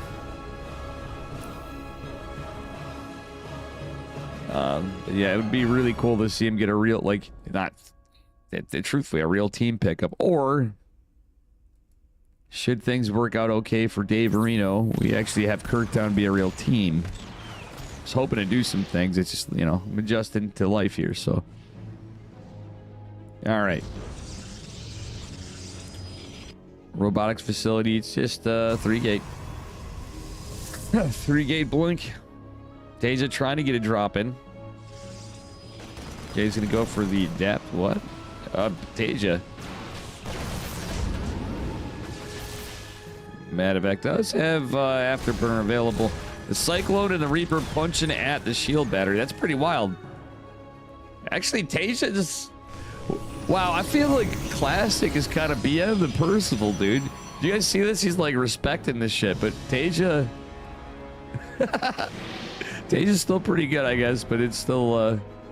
Wow. Yeah, I guess he is. In some form, he is. Tasia is back. He's been playing in some things. I've casted him do SC Evo and stuff. I thought it was just for some show matches. I saw him in some things. But yeah, he's been in some tournaments that I didn't even realize. I'm like, SC2 Love. Oh, that's Tasia. I just forgot. Classic really hoping to take another base if he has to. It's only one siege tank here from Tasia. Big Daddy Immortal could be quite scary. The tank goes down. That's not what Tasia wanted, but the Vikings doing pretty good. Oh, this bio got really split up. Without stem, this is kind of rough.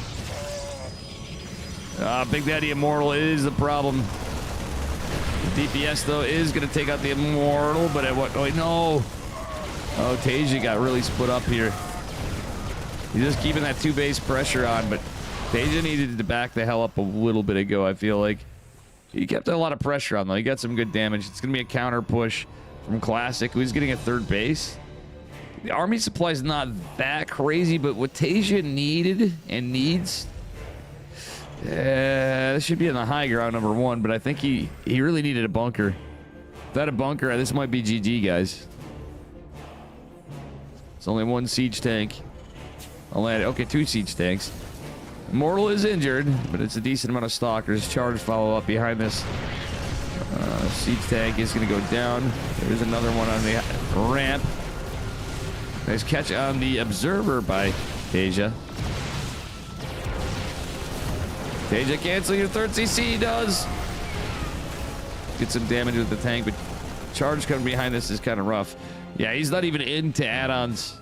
So he's not even into stem. Make notes if you get good damage or get some good trades against Terran. Play like classic. Just drop Nexus. Apparently that's just how he's playing it now. He's like, all right, instead of, you know, if you can't get an early third base, double expand. It does mathematically make sense to me a bit, but that's pretty fucking wild to see. It's like PvZ expansions. But even crazier. It almost reminds me of Estrella, but I think that's kind of what... It's not... I don't hate it as much as I thought I would. Oh my god! That was a snipe on that Rax. There's another one that's gonna go down. Oh, that one's canceled. Luckily for Tasia. Tasia got some good damage earlier, but... This is about... Shit's about to get real for him. It's gonna do to this booming economy of Protoss. War Prism coming out, charge lots, upgrades. Stim's not even done yet. It's a disaster. Another siege tank coming out.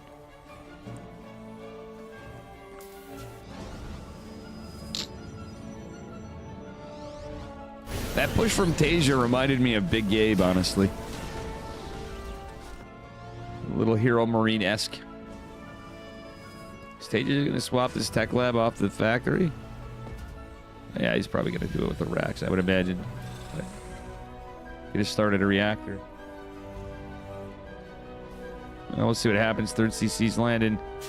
Tanks are siege kind of awkwardly, but still siege nonetheless. War Prism coming out. We just got medevacs because everything was pretty delayed. For Tasia. He's doing about as good as he could, but this zealot drop is going to be a nuisance to say the least. And then there's going to be a warp coming in a moment. I have a sneaky feeling into the main base at Tasia as the third base is assaulted with some zealots, some stalkers, a sentry. That's all cleaned up there, but oh, 24 SCVs fallen thus far and more to drop. A tank on the way. Tanks again, fill it. I guess he's constantly going to remake 3 tanks. Oh my god. Zealots coming in. Nice drop on the tank by Classic. El Clasico. Coming in hot, but still, this is the semifinals.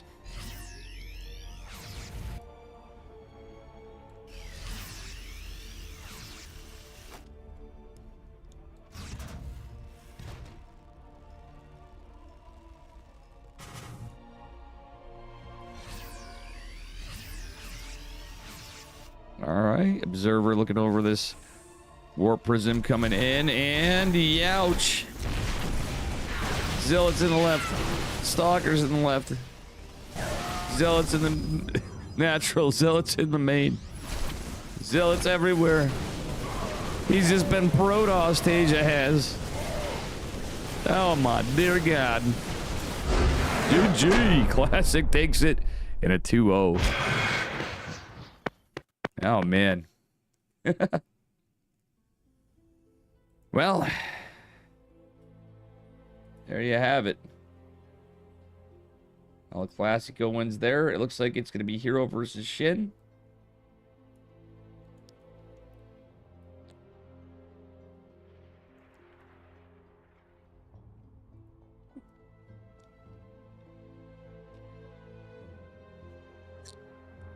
I think he just did it because it's he was so ahead, he just had to drop bases. Alternatively, it's the style Tasia was playing. So he really, I think he doubted there'd be any drop, like long range. It's unlikely to be a long range drop coming from that side too, you know? Or any pushes. So like, in a way, it'd be like the last place Tasia would expect him to expand, let alone expecting a double expand like that too. So I think that might be why Void, if I was to guess. What do I know? I'm a diamond player.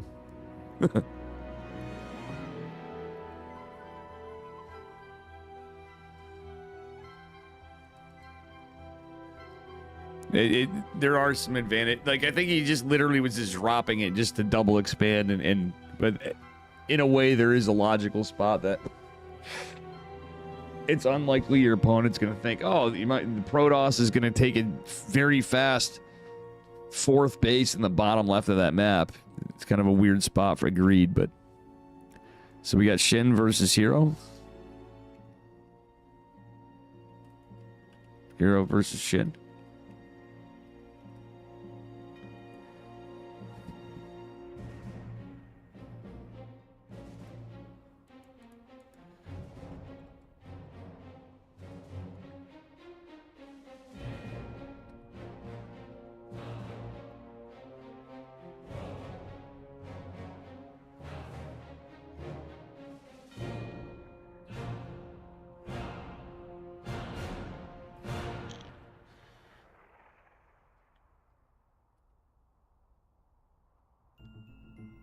All right.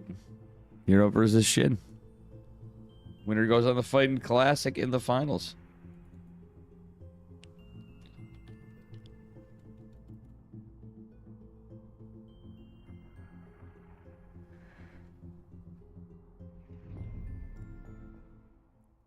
I love Hero. Shin and Hero is the funny crew. Me and those guys, I'll never live it down. I got my balls busted by my friends so much. More than them, even. I was all, like, nervous at the freaking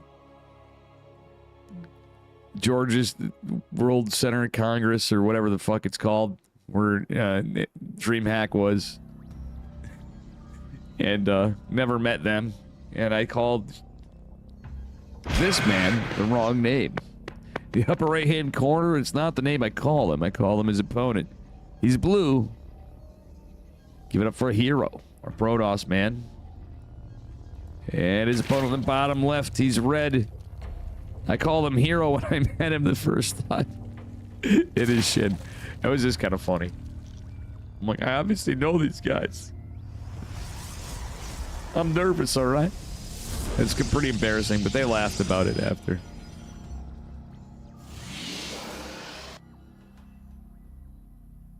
There were drunk DMs and embarrassment about it after.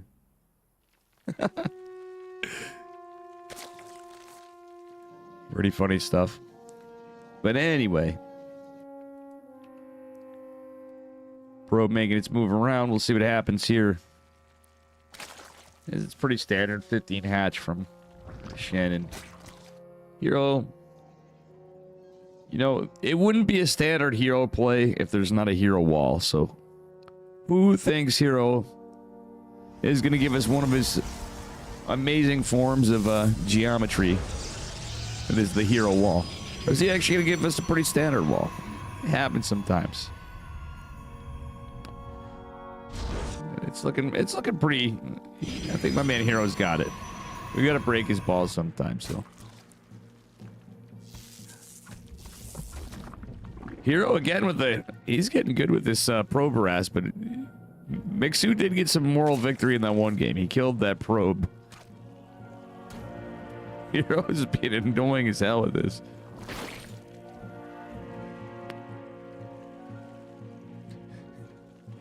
He's like, well, I'm going to tie up... My probe's going to be tied up anyway. This is going to hurt you more, Mr. Shin.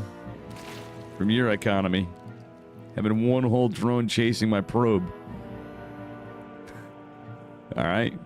But he's taking some hull damage. Shin sending two lings across the map. Hero trying to hide the probe.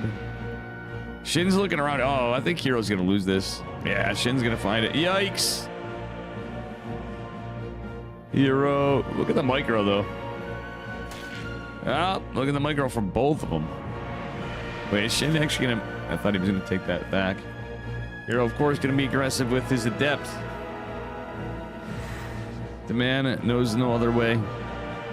It's a Stargate opener, but that don't mean nothing. The games we've been seeing tonight.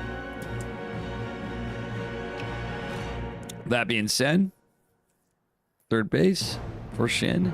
Void Ray for Hero. Okay, he is changing it up. Hero's cooking. Nice Overlord scouting from Shin. He's trying to go in a little...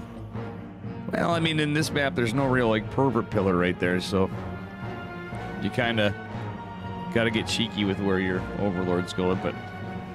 It remains to be seen if Hero scouts it right off the rip. Depth number 2 going out. Depth number 1 didn't find much. Dude, let's take a look at Hero's vision, actually. I'm curious. Yeah, he scouted the third. Of course, he scouted the third. Void Ray moving across the map. Third base about to pop here pretty soon. Creep Doomer connecting. We do have an Overlord right here and here. So, Void Ray is not noticed, so Shin's expecting... I'm pretty sure Shin is expecting, he's expecting oracles. Yeah, the Hero's gonna dive right on that Overlord. Oh, the Adepts are caught. One of them, no, both of them go down. Oracle coming behind this. Overlord goes down. Oracle chasing the Lings back. Hero manages to get a third base behind it. 10 drones going down for Shin. Inject's kind of popping. Oh, the Void Ray coming in, trying to be annoying, but there's a Spore. There's Queens for days. Good defense from Mr. Hero. Whoa! Ho, ho, ho. Hero is... Wow. Hero going for flea bacon. Does have one Adept here. The Oracle with not much energy to defend. That's going to be still respected. I think Zergs have PTSD for energy recharge at last patch and before the Oracle nerf.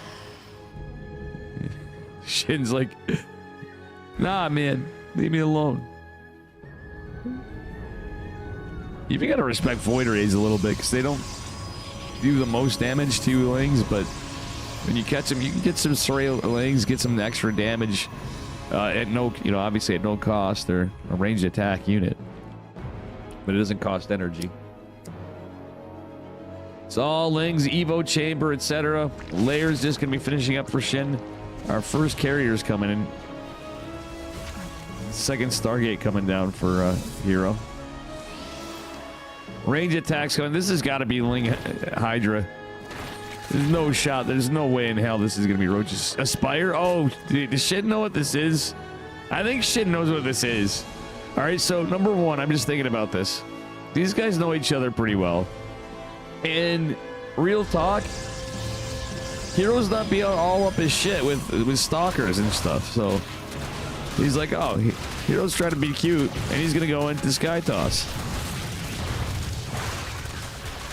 Energy recharge is activated, keeping the stalker alive for a little bit, but not for too long. Void Ray's back. Hero trying to get damage with this Oracle. Not finding much. Kind of a clowny game number one, to be honest. Oh my goodness, Mothership. This is how many Protoss die. So it's going to be Hydra, Link, Corruptor. And in my opinion, I think that's just going to win. In theory, carriers sound good. I think he's trying to be like Classic, guys. He's like, well, Classic builds carriers, but it's a little different than Russian carriers. Yeah. Spire finished up. We got Muscular Augments coming. That +1 range attacks finishing for our Zerg. +1 missile attacks. Yeesh. I don't know. And there's a lot of money banking up here. So when the larva's available, think. Carriers arrived. Guess what? Now there's going to be Corruptor spam. Carriers are not the greatest thing against. They're okay against Zergling, sorta, at this stage, but. Okay, there's Hydras there too. And my natural. Lings are dancing. Holy shit. So this +1 air weapons. If that happened earlier on, I think that might be a little different, but Hero supply blocked even is not going to be looking good for our Protoss. Truthfully, I do mean this. I don't think this is going to end well for Hero. From how he's playing. He's getting charged, okay. Templar Archives. If he can get some Zealots and Archons with this, then okay, maybe. It's not a lot of Hydras, but Zealots and Archons. And debating the Corruptors and the Archons, that's how you can really win. But not losing this Oracle would be rough too. Yeah, the hero likes to make us nervous about the Oracle. He's being a tease.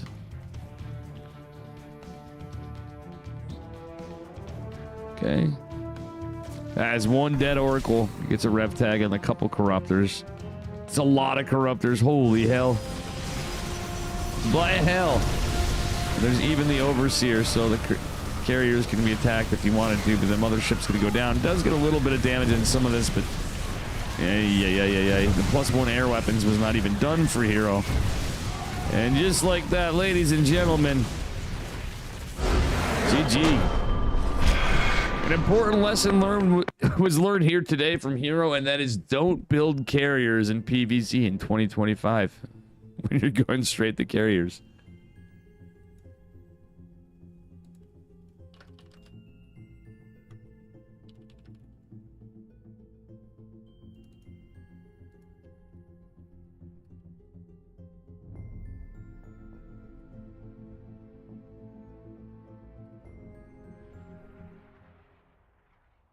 Oh no.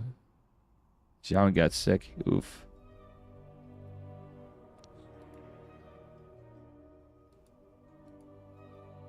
Hope he feels better.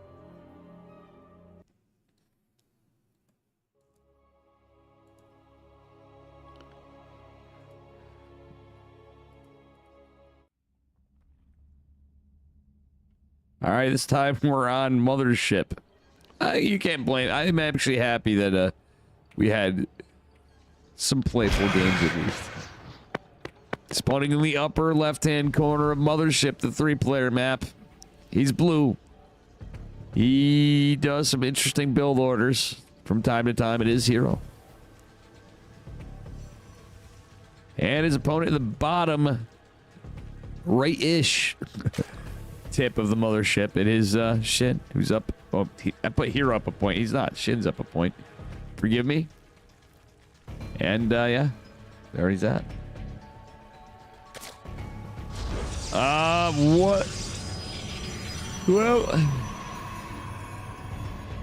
that is a Hero wall.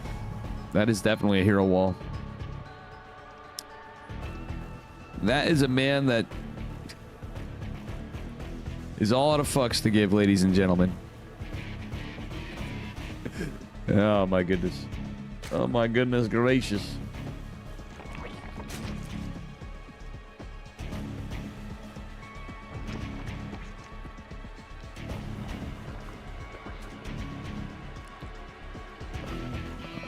All right.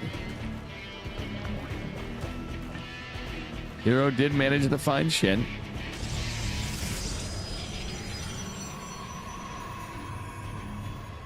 We'll see what happens. Yeah, that is the kind of wall that... I mean, all right, so Hero in a way lucks out because the first Overlord from Shin went to the upper left. So I don't think he really knows where Hero's at yet. He's going to find out soon. But so the first Overlord was going up here.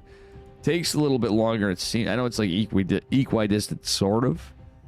But when it's your second Overlord, it's going to hit a little later, so.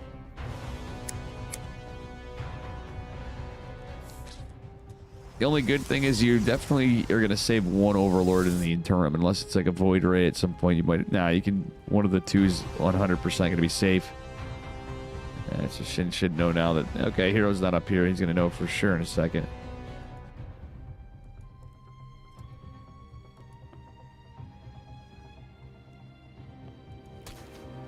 Probe being annoying. Probe needs to go home, Hero.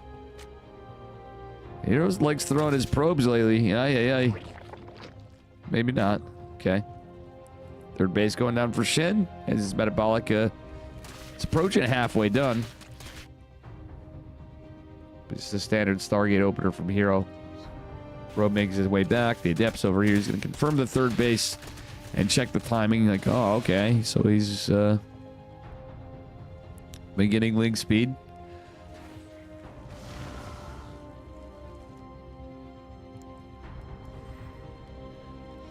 All right. Just a 1 gate weird wall from Hero. Shin chasing this adept back. Oh, Spine's attacking the Queen. Hero, is he going for a third base? We shall see. He's going for a third Oracle. And another gate. Okay, Hero's changing it up. Hero's been changing up his plays. I like it. He's having fun today, guys. Win, lose. I think it's okay to do. He's trying to give us a show.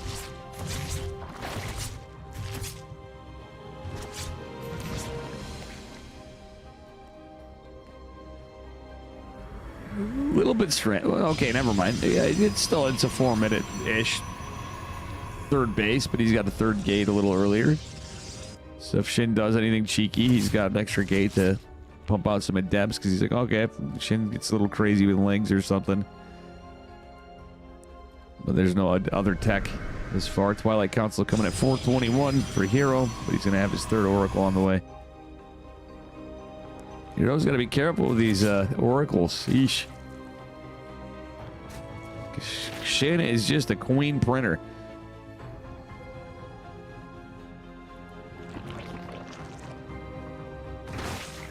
Damn, Shin's right on top of this. Very well done by his queen control. Third Oracle's joining the party, but we have 4 adepts to come in to play. Is this going to be Resonating Glaives? Is Hero going to change it up? Or is it going to be Blink? We'll see. Nice canceling. Oh, he didn't get too greedy. Hero could have maybe sniped that, but he is going to. Okay, nice catch of the creep tumors. Oracle's alternating in. Queen's getting in position here. Hero's going to try to test the waters here. Going instead around the back of the map, but this is a little deceptive. Oh, man. Hero's like, hell no. There's a spine there. It is going to be Blink. So Hero just going into what ends up being 4-gate Blink for the moment. No upgrades. Range attacks already started. The Hydra Den started for Shin in the 4th base going down. Oracles might be able to find this hatchery and force a cancel.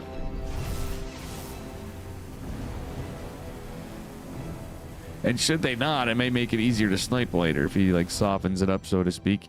Blink's not done for a while. Hero makes these push outs sometimes. There's so many links. Hero, you're out of position from your wall. Oh my god, this might be over-ish. Oh, Hero is so out of position there, and he didn't go back to the wall. He didn't really see it. Did deactivate his pulsar beam, at least.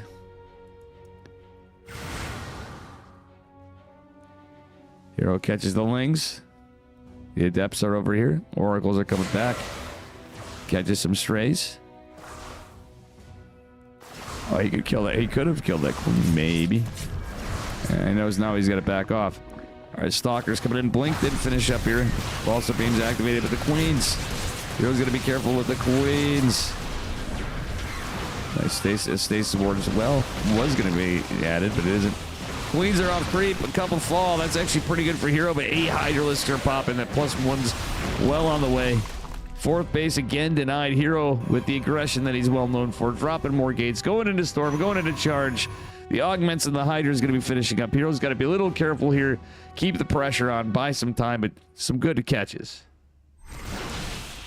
Nice catch of the Overlord by Hero. This is going to be a big push from Classic Hero. Oh, damn.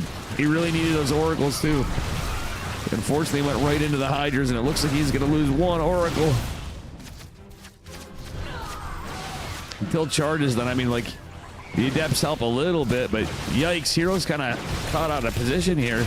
He is going to get some high ground vision to blink up, but there's no shield battery. It's a shitty wall. Storm's not done. Oh, my goodness. The cybernetics core going down. That feels bad, man. Okay, luckily there's a pylon in the back that Hero warped into. Again, no shield battery. Yikes. Hero's really trying to buy time to weather the storm, so to speak. His storm finishes up. But he's going to lose a High Templar. He really is going to be hedging on Storm and finishes at the last second.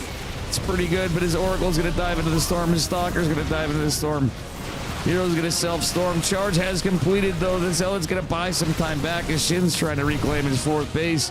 This time it will get up. A fleet beacon coming down behind us, and 3 bases for Hero. Man, that has no core. It's gonna, well, can't really call that a wall, but not for without try, not for nothing. He has been trying, and Hero's found some good counter damage. I mean, the supply is ahead of shit in Shin's favor, but it's not by a lot. And here's another storm. Storm lands pretty decently, but Storm ain't what it used to be, folks. Okay, that one was, second one was pretty good.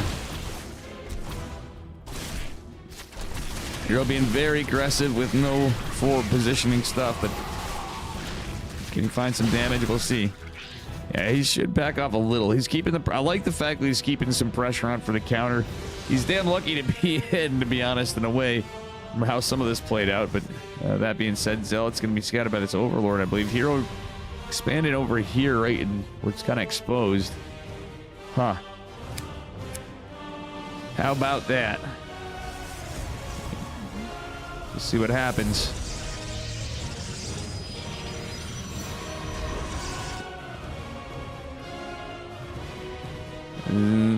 Zealot's kind of camping on 2 sides.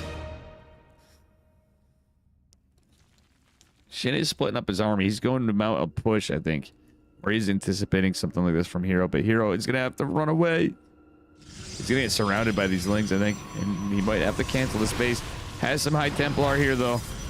Okay, that's going a little better for Hero than I thought. Zealot run by 1 and 2. 1 is a dodge. 2 is dealt with.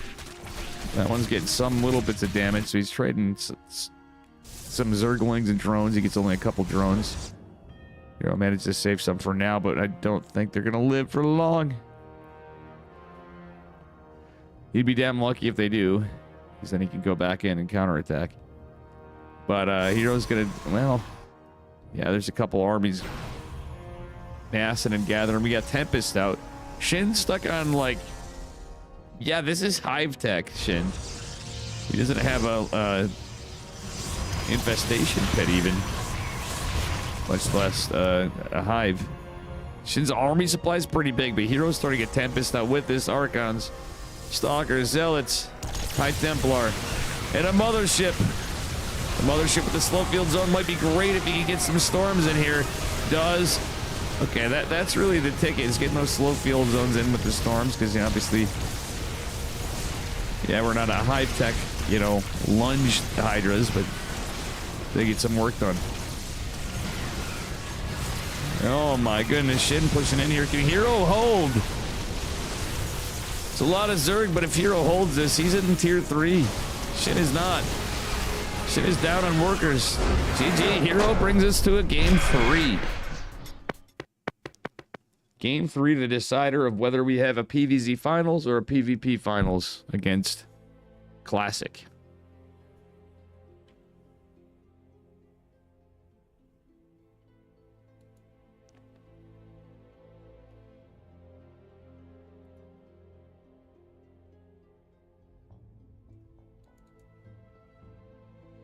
All right.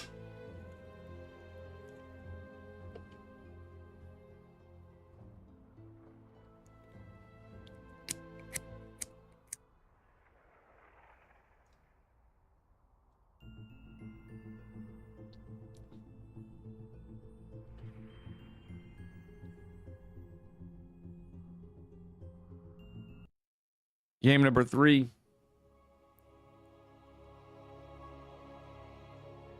It is midnight here, local time for Dave in New York. And we're at match point of the upper bracket semifinals. Spawning in the upper left-hand corner of Tourmaline. It is Hero from T1 Gaming in the blue. Sending that probe out, going... be an annoying Protoss boy. And his opponent in the bottom left, he's red. Give it up for Shin. Who did take the first game. The Hero did rush carriers. It's kind of a different one last one, though. How Hero played it out. Shin, too, honestly. Nothing too shocking. I mean, Ling Hydra, it's kind of a Shin kind of play style. Shin is going to take the forward position base. What's he doing? Shin a little indecisive here. No, it's not. He's going pool first. Wait, is he gonna proxy hatch? No, he's not.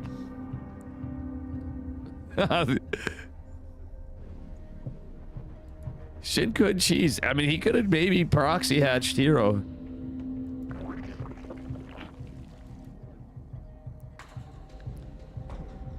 Okay, I guess Shin's ultimately gonna take this base at a way later time when you're opening pool first. Hello?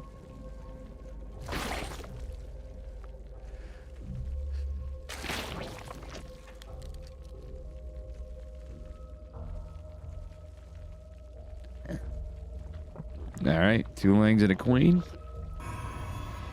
Oh my god, hero. Oh my god, what is this wall? Hero. Bruh. That wall is, Huh. I think we're gonna see some Zerglings here in a bit. We don't have, enough gas for metabolic, luckily for hero, but... Probe coming back, Zealot's on its way up. Does hero drop anything? He drops a shield battery.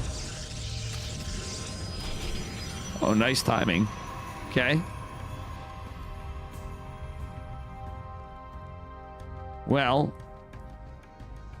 what do we see out of Shin this game? I'm wondering how he opened. I'm wondering if, depending on how hero plays this too, I wouldn't put it past Shin to see mutas.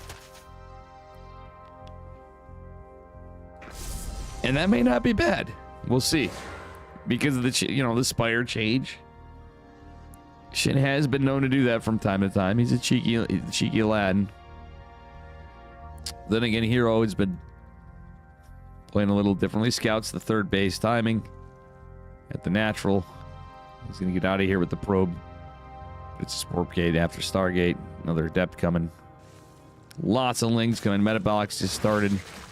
Oh, it's the Zealot and... Sorry, Zealot and Adept. Damage point is interesting. Hero getting some good damage on the Queen with the Zealot. The Adept's obviously the target that Shin wants, but Hero should probably back off. That Adept's pretty injured. Second one's going to come join the party. He's just kind of gathering his troops for now. No, yeah, Shin's pulled off gas, so it's not anything super wild there.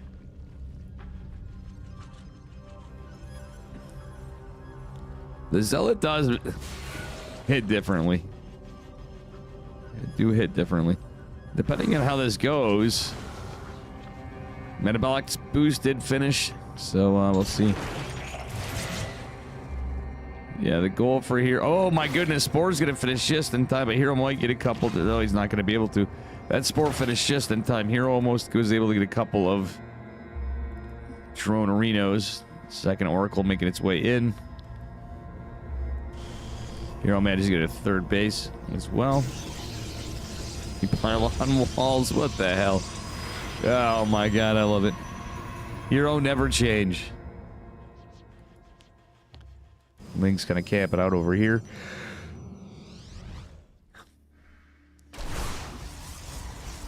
It sounds so weird, but Hero with the Zealot in there, it's like the most basic unit you can build for Protoss, right? And it makes his art with Hero at the helm. It makes it so so different. It's the same thing for everybody, but with Hero's control. It's like an extra tool at his disposal that he never usually has. Fucking based. Okay, we did take hull damage on another Oracle, but this one is going to provide high ground to kill the Overlord. Third base is finished for Hero. He's got gases saturated. He's on 2 base saturation. Shin's fully saturated on the 3. Okay. Going Laver, Roach Warren, Evo Chamber. All standard stuff. Adepts may just get these creep tumors. I think they will.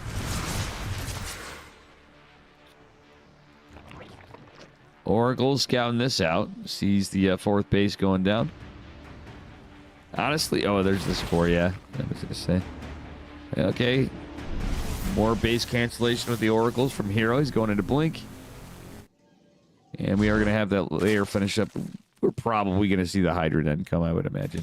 Shit. Nope, he's getting roaches first. Okay. He's going roach Gleo. Oh, Hero gets the kill, denies the base, has a zealot. The zealot body blocks the other base there. And he even has the adepts going to this one on the other flank. Oh my gosh. Pretty wild stuff. That being said, I'm glad that Hero went into blink stalkers. I mean, these are roaches. But we'll see how this plays out. On his side, and Shin's side, glad to see that he's getting his upgrades. Trying to hold, but Hero's being very aggressive. Blink's about to finish. There's going to be a lot of roaches, though.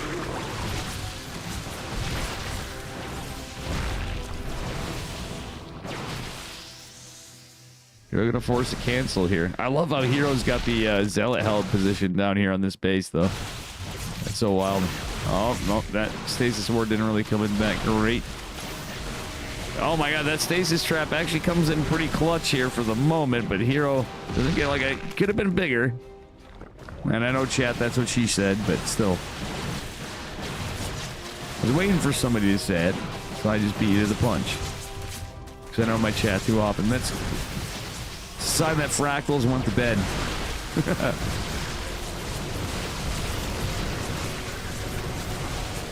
And Reza. Alright, anyway.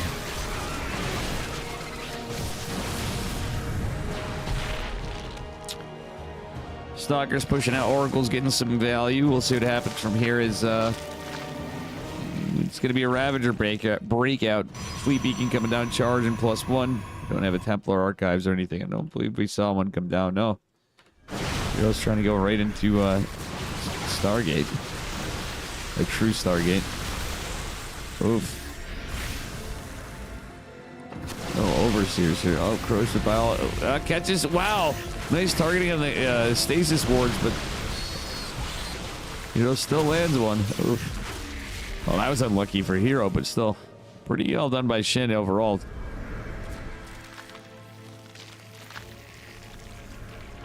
And how this has played out in some of those fights. It could have been a lot worse. Okay, Hero's splitting up his oracles, going for a Zealot run by into the third base. It's a little ballsy from Hero, though, because he's going to need these oracles. It's not a lot of links. But the Zealot run by coming in here could be massive for Hero, but it's not going to matter about the... This is an all-in as shit. Queens, Overlords, everything. Hero's going to have to recall those... He's going to have to try to recall the Zealots after, potentially. The only thing not with this is drones. Hero's trying to get out carriers. Honestly, if he could get some out, that'd be great, but I don't see how that one on the natural is going to go, for example. Photon cannons might buy some time and help Hero. Does he have a blink? He does. But probes are going to fall. Stalker's going to fall. A lot's going to fall. The shield battery's going to fall. The oracle's dying to queens. It's a disaster. What the hell's going on over here? Zealots are running amok, but I think Shin might have this, guys. We'll see. The carriers over here might buy Hero some time, but he lost 22 workers. The Zealots coming in on the flank, though, too, I guess is pretty good. But yeah, if Hero took those Zealots and finished the job on this base, like he... Oh my god, he didn't even kill the hatch! Oh, Hero, the Zealots derped up to the upper left. I don't know if you guys saw that before in the mini-map. I kind of went over there. They were like, huh? Well, had they been in the right spot, they would have finished that one hatchery off. It's possible. Oh my god, the Biles even take down the carrier. Hero. It's a disaster.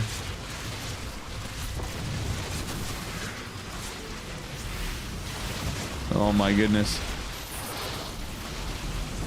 Yeah, Hero's making some attempts of some cool builds, but I think Shin had his number. This is, I think we'll be seeing it pretty shortly, ladies and gentlemen, but he's giving us some fun games. He's trying to cook. Can never fault the man for trying to cook and, like, not in a really, you know, big tournament. It's a prep tournament, kind of. Even though we only have one a month now, these guys use it to, try things out and prepare and do some cool stuff. I think Hero's legit having fun today. he's cooking. Whether or not it works, sometimes it doesn't. He's trying new recipes. Spire's finishing up for Shin. And this, oh my god. The hatchery was down to like 1 HP or some crazy nonsense. Nice micro with the few units he has against corrosive biles. Carriers are hella slow. Kill the hatch. Kill the hatch. Disruptor's gonna be coming out any second now, but Hero is so dead. Hero, kill that base. Kill the drones. He is trying to kill the drones. He's not gonna have anything to deal with all this with all the corruptors. He's getting the overseer, getting the gas, but he knows corruptors are coming. Look at Zerg. Am I right? Yeah. 2 bases to 2 bases, but I don't see how a hero could come back from this. Like, maybe if all this died, because effectively Shin is just as broke as him, he'd only have to worry about fewer ground units, but it's just this corruptor army, and he's committed into this carrier army. Void Rays would be good-ish. Okay-ish. What a silly game. Okay, so Hero found his way in a little bit, and it's chaos. I still feel like he's in some trouble, but can Hero bring it back somehow? This is probably one of the craziest BBZs I've seen in a minute for these guys. Shin's being careful with his army, still he's respecting this. He's like, what? I think they're both confused. Here blanks the stalker back. He's got mostly sentries. Another void arrays trying to get out. There's not a lot of economy for either of them. Even with force field, there's so many ravagers. Doesn't matter. The long distance mining is gonna bite Hero. Oh. He's already down on workers. Force field's trying to buy time. We get all the mothership abilities, but we don't have prismatic alignment activated. There's just too many corruptors. Hero made the most of it, trying to do something cool, but ladies and gentlemen, I believe we're gonna see in just a moment. Oh.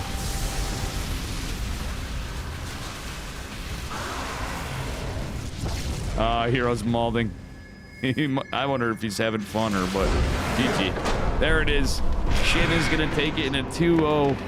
So we have a classic Shin finals. Yeah, you can't blame the man for having fun and trying some stuff out, but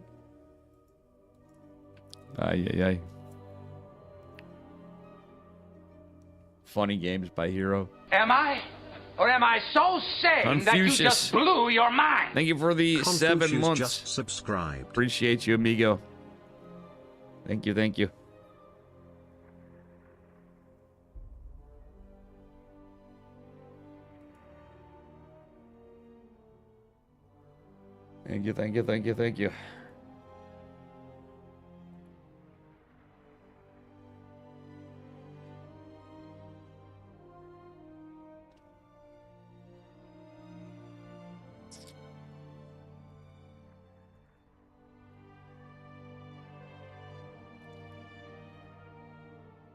Appreciate you, dude. Sub to Dave. Be like Confucius. Guys, use those Matcherino codes, please, and thank you. And to whoever put the money in, appreciate you. 47 this. Nice. We have 39 codes remaining.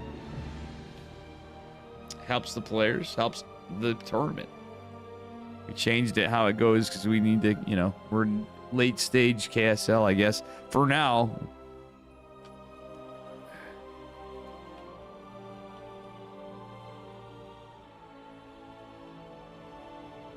All right, I'll be right back. I need to use the bathroom. In the finals, it is classic versus Shin.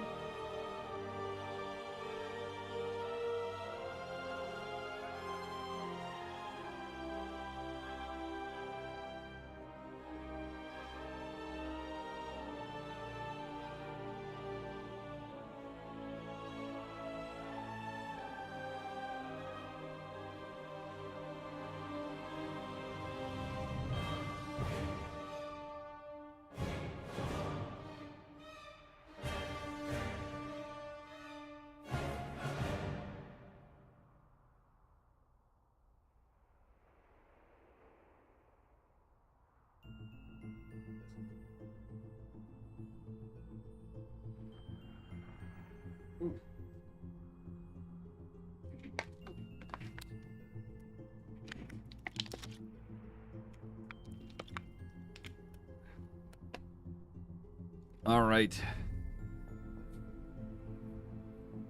We're waiting for vetoes and everything, and everybody to get back. But yeah, things are looking pretty good thus far. Should be pretty fun finals. Oh, I don't know what Hero is thinking with all those carrier plays. Like, corruptors, man. That's all I'm saying. Felt from the soul. Imagine a tier 3 unit being good for Protoss. That's not, you know, that's in the air. No. Sure as fuck ain't the carrier. Ay, ay, ay. I mean, in that spot, I really do think if he was like, all right, I'm going to build Void Rays. Sounds crazy, but that's one instance where Void Rays actually is your only Hail Mary, really. Like, I could see during the Queen block part to a point it just takes so long for, you know, if he got his Void Rays in position from there, you know, Corruptors come out, you can, well, then again, if it was all Void Rays, like if you had one carrier, it's a matter about scouting and what you do. If you even cancel the carrier that was less than halfway done, I know they take a long time. Just thinking about it, he could theoretically have had some more Void Rays out. You could prismatic line the roaches more maneuverable than carriers by a million times, and prismatics, you never want to engage Void Rays with Corruptors when you have any decent number. You know.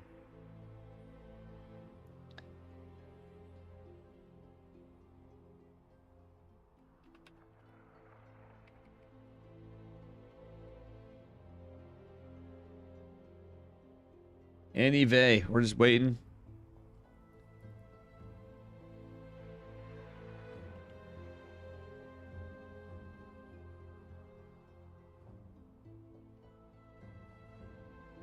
It's a best of 5 finals for the 83rd Korean Starcraft League weekly. Well, no, it's no longer weekly, but we still have it. We're still teetering on. Pretty based.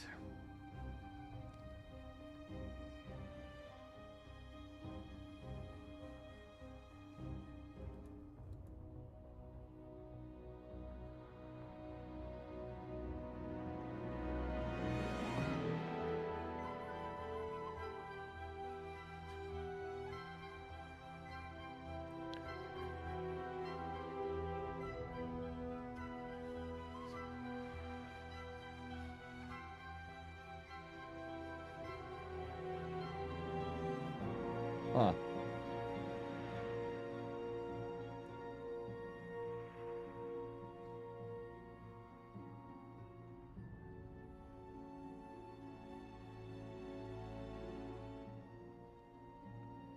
All right.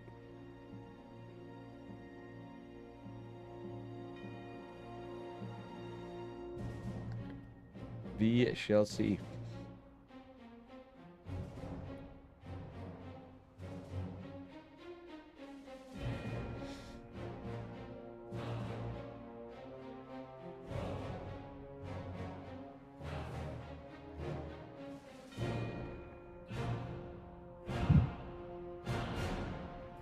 We're in the lobby. We're getting there, guys. Finals time.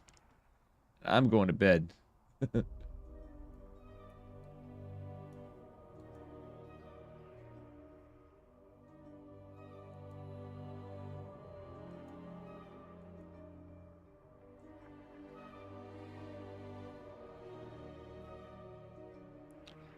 have a feeling this is going to be a little bit different than we saw with the Hero games. Hero definitely seemed like he was playing a little differently for sure. Pretty cool to see Tasia.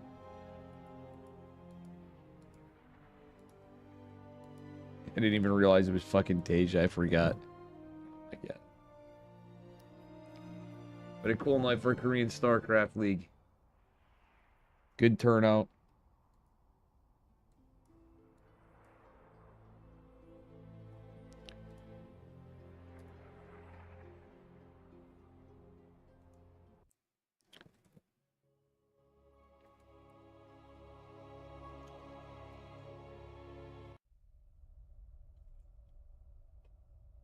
All right.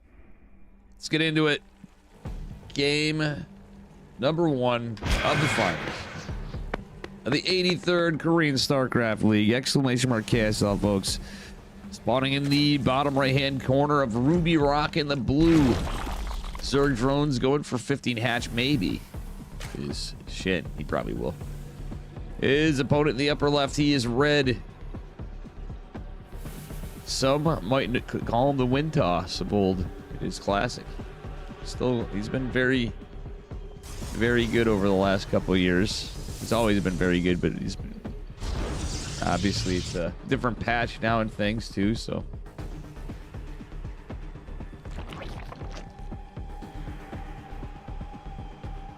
Alright.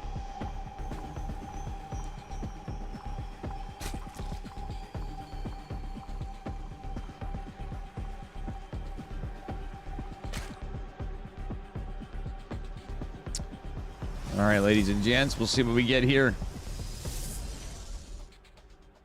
Meh. Standard openers for both. It's just going to be a 15 hatch from Shin. Hero with a standard opener as well. Hero going to be annoying with his probe. Maybe he's going to... Or no, I said Hero, no, Classic. Classic being a little less annoying than Hero, but it is arguably a little more effective overall. Well, he's taking some damage. Shit. Damn, Shin's doing good. Oh, Shin with the probe snipe. That is crazy sauce. That is crazy, crazy, crazy sauce. Hey, who wants to have some Holy fun? going on. What up, What up, Uncle Saya? Thanks for the raid, Hup. Hope you had a good stream. I am also getting tired. What's up, dude? I am going to bed after this. You have a fantastic night, Hup. Guys, make sure you follow Hup. You always be memeing. You always be having some... Sometimes very much I agree with things to say about Protoss. Going for a night walk? Oh, nice. Yeah, dude, enjoy. I would, but I can't. It's too fucking cold, bro. It was negative 11 degrees out this morning. And now it's got to be pretty fucking cold. What the hell cold is it? Let me look. It's 15 degrees Fahrenheit. 15 degrees freedom units. Fuck that shit. I forgot the salt, too. Oops. I had salt in my StarCraft games, but welcome everybody. It's the grand finals, the Korean StarCraft League number 83. I didn't change this stuff. Tomorrow I'm going to be casting OSC at 5 p.m. Eastern Time.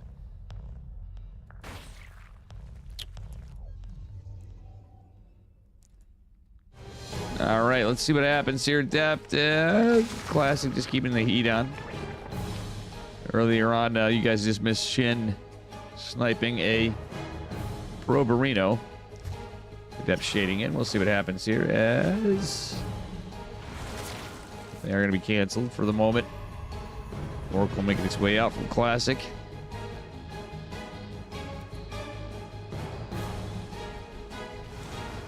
And V, she'll see what happens.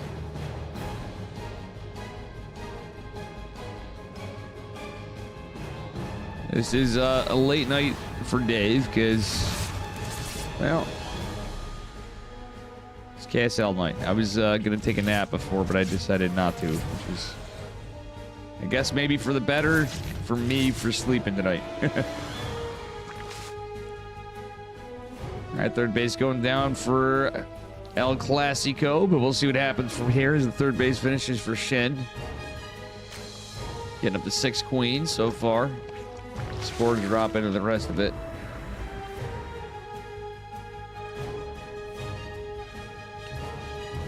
Classic playing a little bit less reckless than our man Hero. All right. Yeah. A little donation to the Overlord.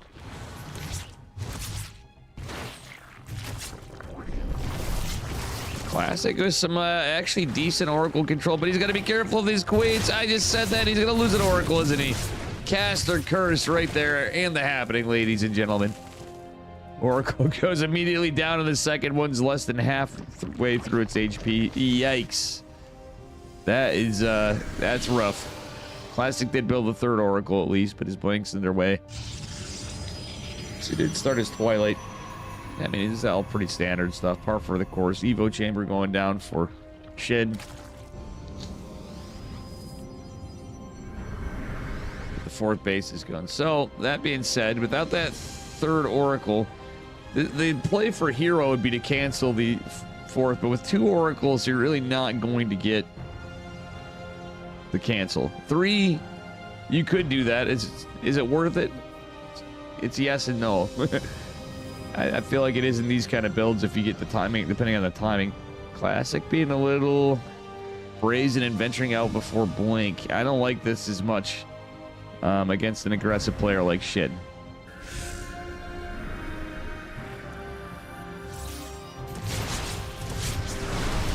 Oh, but the stasis is huge, but at the same time, blink's not done and there's a surround. But he did create at least a temporary little bit of a buffer where he might be able to get out of there. I don't know. No, okay, misclick by a Classic. Well, he's gonna lose Stalkers. Classic, what are we doing, bud? He wants to get a queen. He's really... I don't think this is... Okay, this almost went really well. And then it didn't, until it didn't. Blink's still not done. Okay, but... Shin doesn't know that. 9 Hydras in production. We do have Groove Spines at the start with that +1 range attack. Yes, the Hydras will be slower, but the range is actually pretty decent in the Stalker battles. Up, Stasis Ward's already tripped, and these Stalkers are going to be surrounded. Yikes. Oracle's actually doing okay, but the 2 Stalkers that are trapped, surrounded, are not going to be having too much fun here. Most of the Zerglings are cleaned up. It's all Hydras. An early Lurker Den and Infestation Pit on 66 drones from Shin. Shin is a madman. But the tech out of this is actually really smart for the Zerg. If Protoss finds some good momentum, it's so easy to just lose it. And, well, Classic going for a Robo. I think he, the game's already a little bit different than the Heroes, to say the least. But we went for, like, Russian carriers against Shin. I know Hup would be mauling if he saw that one. All right.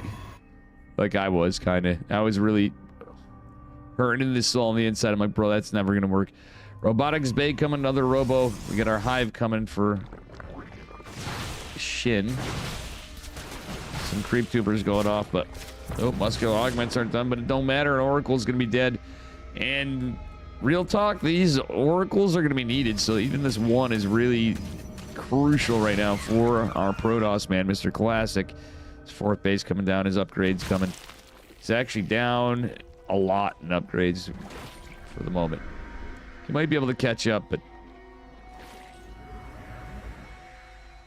I hate Colossi here, honestly. It's a more Blink Stalker heavy comp. But... we'll see how it plays out.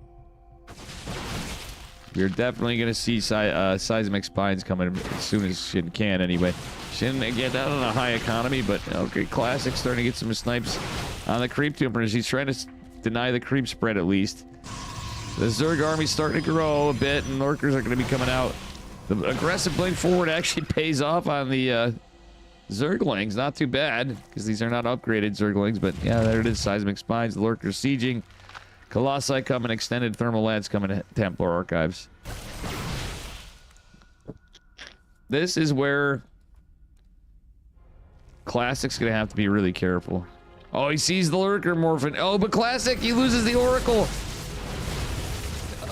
Oh, he doesn't get the egg. He almost got that Lurker. A little unlucky for Classic there, but losing the Oracle is rough. Ling run by is massive. There's only one photon cannon. Zealot Warpin's gonna try to come in. And it's slow Zealots. He didn't get charged. Guys, he noticed it and got it right away, but it's kind of instinctive. Okay, the Zerglings are here. Let's warp and Zealots. Well, They're not the zealots we were looking for. These were chargeless zealots. I don't hate the disruptors, honestly. Against lurkers, you can build a storm. You can get storm, you can get disruptors. If you're going Robo Bay. One thing disruptors still are pretty good against is, to a point, is lurkers. Seismic Spines obviously outranges them, but they still do the same damage. And the area, obviously the radius was reverted back to what it was when disruptors used to one-shot many things and, you know, few shot others. Anyway, fleet beacons coming out. Great late game transitions for both. We got a Spire from our Zerg. Lunge. Melee weapons. You name it, Shin's got it. Shin's really not... There's 6 base up here. I guess he's in a pretty good spot. How do you in CDN slot crew? And, well... This photon cannon wall may not be enough for the zealots as lurkers come in. Nidus coming from Shin, yikes. But guess what? Classic says, heck on you, we're coming in with no immortals, we're gonna push ahead anyway. Photon cannon wall buying some time, but guess what? They're gonna catch one of these lurkers maybe. And the storms are big. Classic should respect this a little bit. He's gonna lose a disruptor, and he's gonna lose these power units.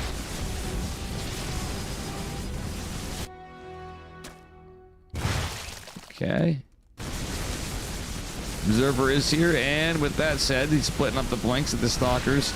Zealots getting surrounds on the lurkers as much as the lurker spine's going. A nice storm. Well, that was an alright storm. The second one was much better. Hopefully he doesn't lose his observer to the storm, which is a thing these days. Oh, wait. What the fuck? Oh, they're killing this pylon. Alright, that's not the end of the world. So this base fell, but Shin has this base in the upper right. Tonight is obviously going to be annoying. Lurkers are here. But look at this. Alright, so Classic trying to get in. I know a lot of people, like a lot of higher rank players, really high rank players, don't like observer speed. But I think in the way Classic's playing this, I wouldn't hate it. I mean, their observers are pretty, you know, for this army count, they're going to keep up with a lot of it. But in some cases, if you're playing against a really lurker-heavy army, this would be pretty good. My God, we're going into a lot of Colossi here. We did manage to get a couple of mortals up for Classic, and Space looks like it's in trouble for shit. Wait, okay. He picks out the reinforcing units. That could be pretty good, because this is a very segmented army. There's some creep connecting, so that the army can get there pretty quickly, but eh. At the end of the day, oh, Broodling's killing the Zealots. Well, almost. Well, that Zealot's gonna die to this massive wall of Zerg. I digress. We got Vipers out. We got Tempest out. We got High Templar. We got it all. Well, we don't get it all, but not a lot of Hydras, but the Abducts were really good, actually. The lunge is pretty good, but he lunges into the storm, goes back and retreats to the other. That other storm is going to finish off the lurker. I don't know if I like this position as much for Class. It's like that in that engagement, it could go either way. The fact that the Vipers were out of energy was pretty good for Classic. Classic getting his 5th base up. Shin unable to expand for a bit.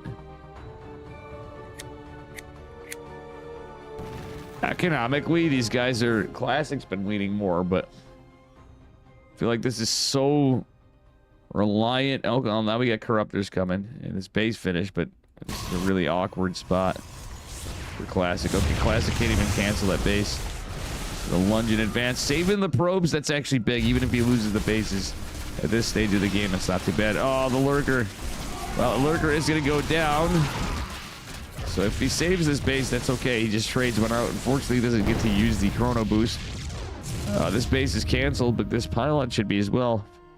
But guess what? I don't think it matters. Classic's on the other side of the map getting worked on, killing yet another hatchery.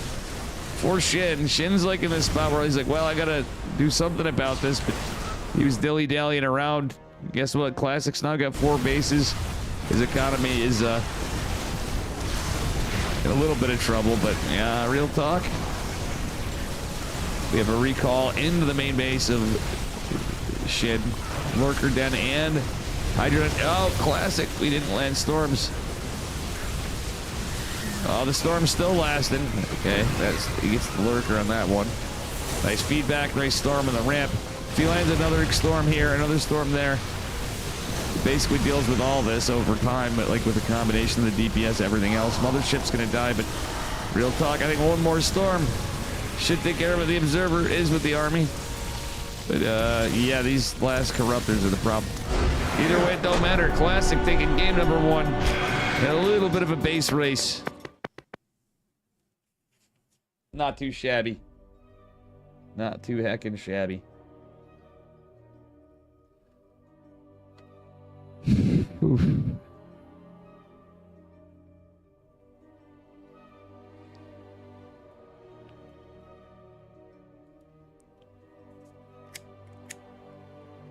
Again, this is a best of 5. And guys, do me a favor. Please use those Matcherino codes. It helps the players out. It helps support KSL. It's free. We kind of roll stuff over so to make sure we get as much as we can should everybody entirely stop funding. Actually, there's something to that note I gotta make a mental note on. You know, it adds... If we use all the codes, it adds $12.50 off. Everything adds up, which throughout the year doesn't seem like much, but when we're at this point, it's like, yeah, it actually everything adds up. Keeping them going, so.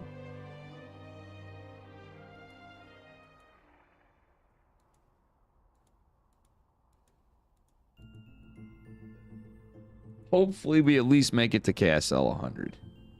But I would hope even if that goes, it'd be kind of cool to go on a big note or something, if you will, you know. But yeah. All right, here we are, ladies and gents. Let's go. Anyway, this man wishes he was up a point, but he's not. Slayer of Hero, 2-0 Hero earlier. He's blue, he's Zerg. Give it up for Shin. And his opponent in the bottom left, he is red. We got El Clasico up a point. Our Protoss man.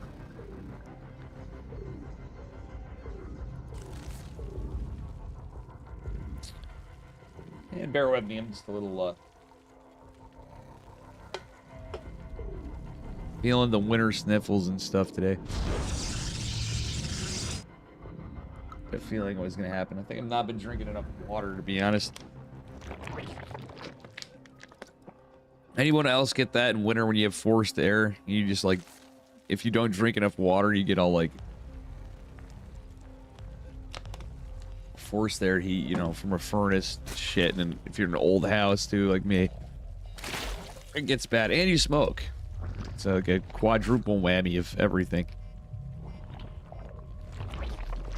Yeah. Anyway. Enough about that. We got a whole lot of a standard opener. There's nothing too crazy yet. Tourmaline, we might see some wilder stuff. It's not exactly the largest map. Base layout's like pretty normal, but reasonably quick rush distance. So I'm wondering if we see Shin Cook here.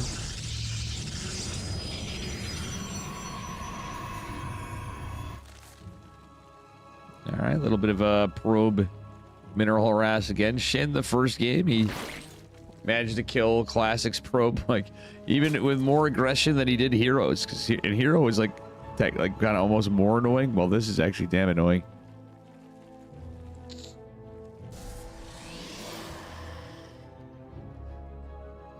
Classic actually did a pretty good job there, completely blocking that mineral patch from being accessible for as long as he could anyway. All right, Link's chasing the probe. Classic. wants to confirm the third base timing and location. And Shin is not going to have it for a little bit. Huh. I think this is going to lose the probe. Classic really wants... Yo, that's actually a sick block. It costs a lot. Does he get the drone? Oh my god, if he gets the drone, that's huge. Nice cancel the last second, too. He cancels the shade. Wow, that was actually big moves for Classic. He's going for an Oracle. Let's see what the build is. That's actually big for Classic. Shin forced to relocate his third base. It came at a cost, sure, but realistically, it's like losing 2 probes, but he didn't lose 2 probes. Because they double cancel the pylons. The Ling's poking and prodding over here. Adept's getting the Lings. That's actually pretty decent, but there's going to be more coming. I think this is just a distractionary piece from Classics. He's going to go take a third base. Adept's cancel the shade. They're going to go back defensively with the Oracle to take the third. I think that is enough time. When the second Oracle comes out, I hope Classic thinks to poke and prod to look for the third base. Shin, but in the meantime... I think keeping an Oracle back home after that, he knows that's a delay. Like, he killed the drone that early on. He committed a little bit into it and the tension off things. I think he is all the wiser. Okay, even using the 2 Oracles. Big moves from Classic. Shin? Oh, he's got his spores up. He's got... decent amount of queens, considering he was that delayed on a third base and lost the drone and everything else. Up Classic gets an active creep tumor here, trying to go in. Oh, trying to get the stasis, the larva. Gets the egg and the larva. That's actually kind of big. That was kind of worth. Forced to cancel though. That was actually pretty sick. Shin canceled the egg. If you saw that, it was 50 minerals return. Oh, Classic, be careful. Be careful. Classic. Catches a couple workers, but he's going to lose an Oracle. Well, that was actually not a bad move. Pulls it away after. Classic, we're getting too daring. These guys get so daring with their damn Oracles. You got to try to get something done, but losing them or almost losing them, that's might be a loss later. Roachborn coming down for Shin. I think Shin's going to get really aggressive here. Gauging from previous games. No Evo chamber this game. He's going for a pneumatized carapace. Yo, is he going to do a German taxi? This map's small enough where I'm have a sneaky feeling we're going to see an ounce of Lambo in this. Oh, no. The stalkers got you baited. It's a trap. The 3 Oracles are also a trap on the other side of it. Shield battery and Adept's going to be enough to hold this. Blink's not going to be done for a while. Classic was really aggressive last time, but this is going to be something. Yep, it is going to be, just as I said, the German taxi. From Shin. Shin's going full Lambo over here. Blink's not done yet. A little bit of lack of micro. Okay, okay. I think when he sees the pneumatized carapace, I think Classic may know what's... Oh, yeah, he knows what's up now. He sees the queens, he sees the roaches, he sees the ravagers. Dude drops shield batteries and cannons. Well, can't drop cannons yet. He's going to be able to in a moment, but even shield batteries, you need everything, but he can drop cannons now if he thinks of it. Cannons would be huge right now.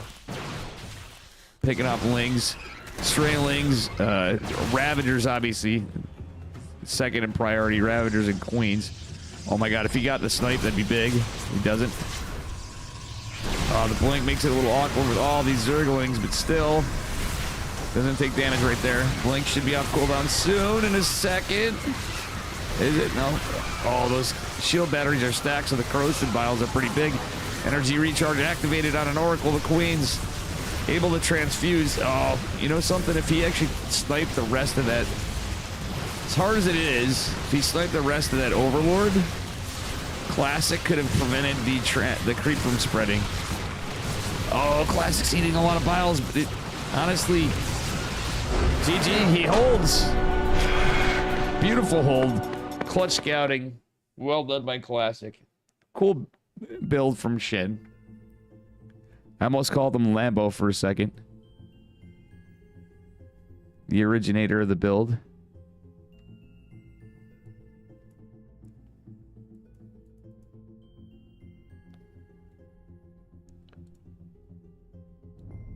All right. And we're going to go into game 3. Is this it? Or is Shin going to come back and give us at least another map win, bringing us to game 4? Is he going to give us a reverse sweep and we're going to go the distance to game 5? We'll see. So far, our Classic's been pretty dominant here. There were a couple of scary moments, but Classic was, he just plays safe. He's aggressive when a little bit, but he's cautious. He's not playing reckless. Not mentioning other, Protoss players that I like that rhyme with 0. I'm just kidding. All right, here we go. Spawning in the bottom left-hand corner of Celestial Enclave in the blue. Zerg drones give it up for Shin, who literally needs 3 maps if he in a reverse sweep to take it. His opponent in the upper right dropping his pylon down to the low ground. It is El Clasico. And yeah, let's see, Celestial Enclave.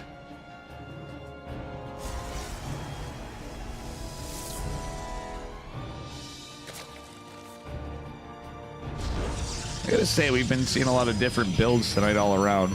And guess what? Speaking of different builds, my man, Shin. Oh, look at this. He used the... Okay, so right here, guys, for those of you that don't know, many of you by now do. Shin used the worker-only path to send the drone in the proxy hatch Classic. Maybe. The only thing we're not seeing is a pool. Okay, so I think that... Oh, it's scouted. If he had a pool, he might as well went full grease, but thing is, probes can be pulled. But like when it's far enough along, even if the probes catch on too late, then they can't get there. This is the gateway wasn't even done. Like he could have maybe gotten a pool, caught in some corners and some drones. That Classic's still gonna let it go. Oh my god, a forge is coming. Wait, I don't think Classic needs to do all this, but this is probably gonna help him because he can build a cannon on the high ground. Is he gonna like wall it off? But then this is gonna delay his nexus. But then again, Shin's gonna have to get a base. Oh, there it is. It's a little bit light for that cannon, but still. The Zealot's out. It's a full wall on this side. Wait, does the forge block the nexus? I don't know. I don't think so. No Zerglings coming out. Creep could be spread. All right, Shin just takes a base behind it like nothing happened, I guess. Okay, no, it doesn't. I wasn't sure. I wasn't 100% sure. I usually know that stuff. I'm just a little tired here. I think that queen is definitely going to get out of here. The only thing of this. Roach Warren's coming. Zealot trying to chase down the queen to get the creep tumor. Probe as well. The roaches are coming. This is a problem. It's adepts. He thinks it's going to be... Oh, man. Yo, this is so smart from Classic, though. This is actually big, but the problem is roaches versus adepts. The queen will go down. Will it? Will it? Will the creep tumor go down or no? One adept's going to finish the job. The photon cannon trying to kill the base, but the photon cannon can't even kill the roaches. Photon cannon's trying to be made to kill the roaches. Probes are pulled. Hatch will fall. Hatch will fall. Drone trying to make another hatch. No, he's just going to get out of there with it. Ravager's trying to come in. The DPS to the adepts. The photon cannon.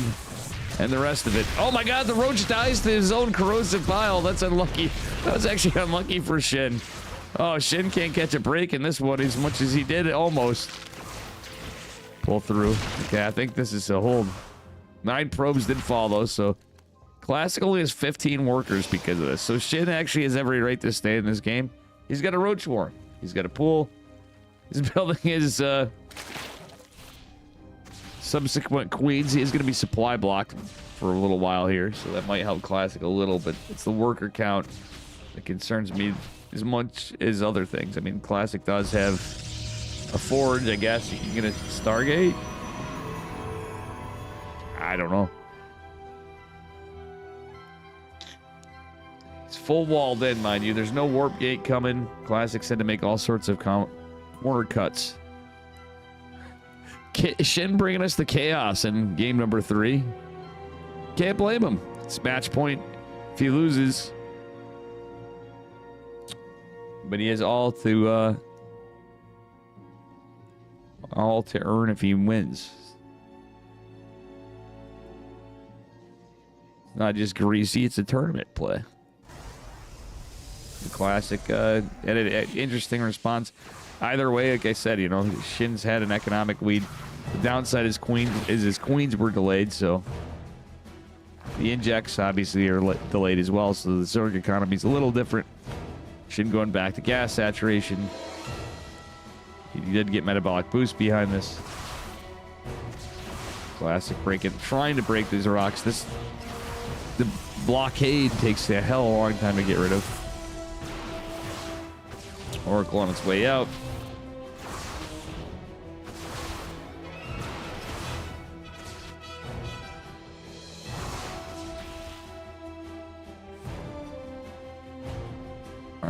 All right. That was like he saw the lings coming. Okay, gets 2 drones, gets a larva. Okay, kills the cocoon. Okay, so Shin forced Classic to take the pocket base, which only has 5 mineral patches. 1.5 mineral patch. And Warp Gate is just going to finish up. Twilight Council just coming. Evo Chamber coming. Shin going to lose another Overlord. Oh my god. Yeah, 1000% chance of him losing that Overlord. Oracle's trying to catch some creep tumors and stuff. Getting damage on a Queen, but he's taking damage on his Oracles. Robo follow-up as well for El Clasico. He's caught up on workers a little bit, but obviously Shin injects and everything. He's just throwing it up. Going to that Hydra dead, but I like this decision considering charge on this economy makes a little more sense to me than trying to go blink stalkers. Like, you know, he doesn't have the economic momentum he normally would. Blocking this brother, that's okay. It's also a scout too, but lings can't go in there. Lings can't go in there, mate. Is this a full? I think there's a gap that he can get through. No, there's not.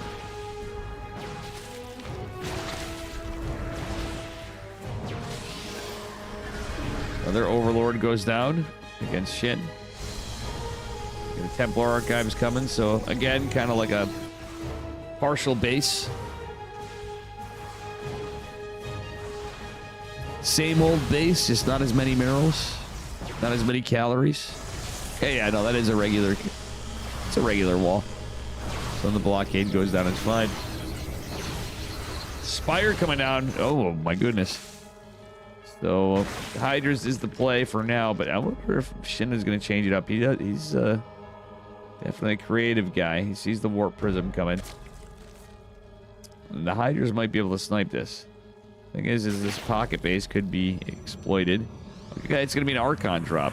Oracle's coming in with this to defend, or try to. The blockade was broke. I thought he was going to go for me. If he goes Archon drop, okay, the Hydra's coming in here, and then goes into Zealot Warp, and that could be kind of big. That's actually really smart from Shin. Yeah, the forward bases here. Oh no! Oh no, Classic! That is so unlucky, dude. Well, that was kind of... No, this is unlucky. Because the Shin's being smart with these Hydras. That's so... That is actually a really, like, 200 IQ play right there. He's just like, alright, we're going to keep him camped. Once he saw that Warp Prism.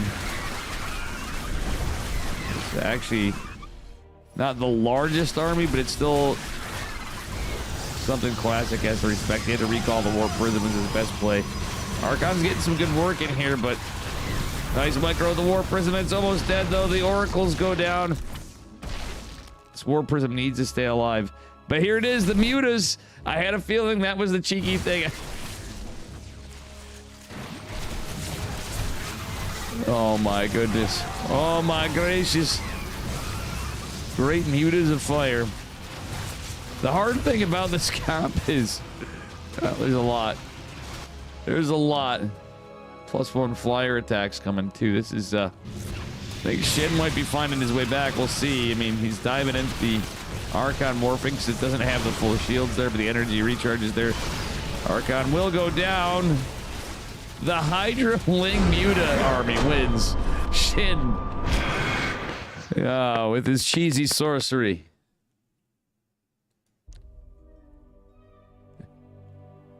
Brings us a cool game number 3.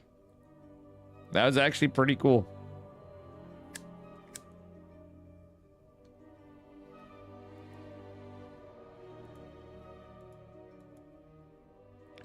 Oops, we got a lobby.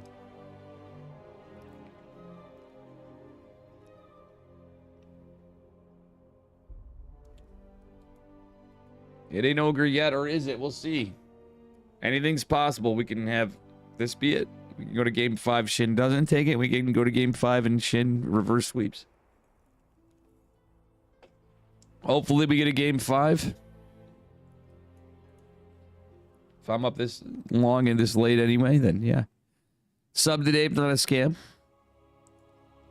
Or is it?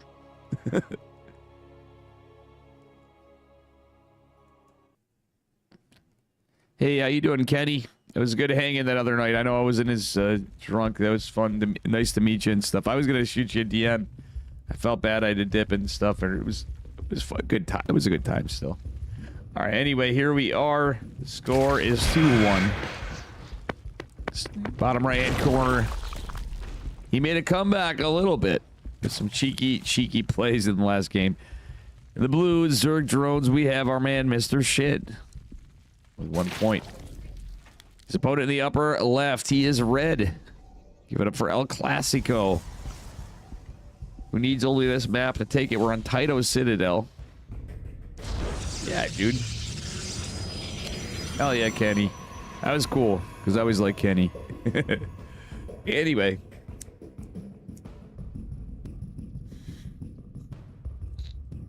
We're into it.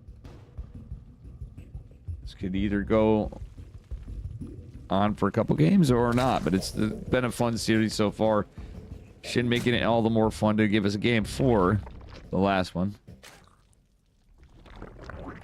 with the proxy hatch and Ling Hydra Muta. That is such a Shin play even before the Spire cost in time reduction, basically.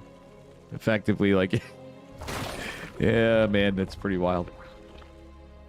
It was a good way to, he read the state of the game perfectly. A little bit of unlucky spots from Classic in that one, too. Some sort of overreactions. I mean, he held the initial stuff, but it's a tournament. Classic being all the annoying again with the probe. Shin. Oh, Classic might get trapped. Shin's been pretty good at catching all the probes. He got heroes, he got classics in the first game with his drones. Yeah, I think we're probably just gonna see Stargate.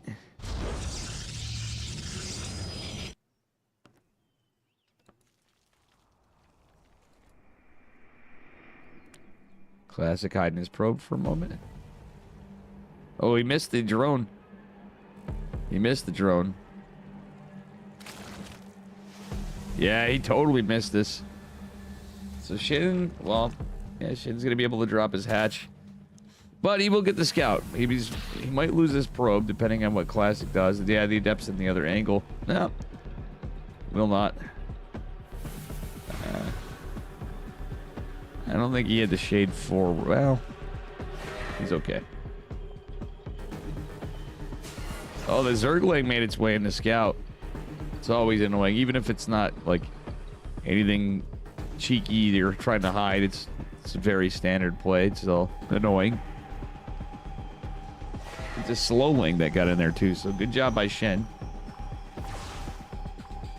Classics probably gonna want to back off a bit. Shen getting that creep out.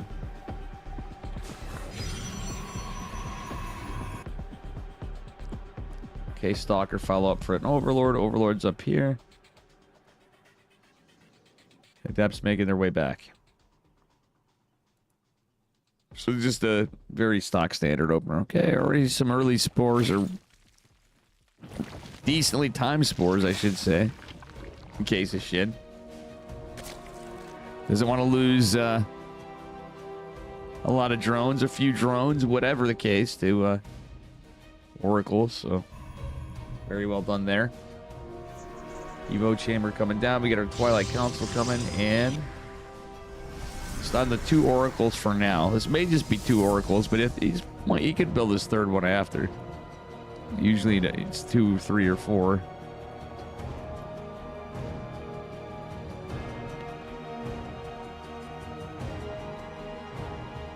Okay, is he gonna go for the Creep Doomer? No. Okay, I lied. He is. Jake, if he went forward, he could have got a drone, but Creep Doomers are decent catches. I seize the Spore. Oh, there's all the Queen shit. Classic. Oh no, classic. It's a bit of a blunder right there. Oof. That's really not good for Protoss right there. Classic forced to make another Oracle, even if he wasn't going to. He probably was gonna at some point, but no Forge at this point. Zergling might get these 2 probes. And Warp Gate's done, mate. What are we doing? Okay, no, I guess not. He's gonna lose a probe. Oh no. Classic. Shit, doing a good job being annoying with that one cheeky Zergling. Let's get his 2nd gates. He got double gas before. All right, I mean, yeah, it's all checking out, but this time it's gonna be Banelings and then Dual Layer. +1 melee.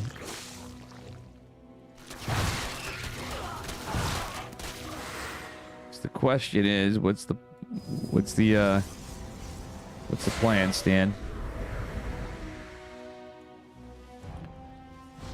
+1 melee Lings and Banes could be the bane of Classic's existence. We'll see. Stalker is not going to go down. A nice wall off. Builds a gateway just because it was quicker for him to do it and easier to block it, I guess. Should expand into the gold. Okay, skip some bases a little. Not really. I mean, it's technically over there. It's kind of far. But opting for the gold base. Centrifugal hooks coming to Hydra then. This good old Lingbane Hydra. Lots of Lings, and that +1 did finish, so. If, I don't know if Classic saw that. He doesn't have a Forge coming. Yeesh. No charge fell up either. No Archon's ability. No Storm.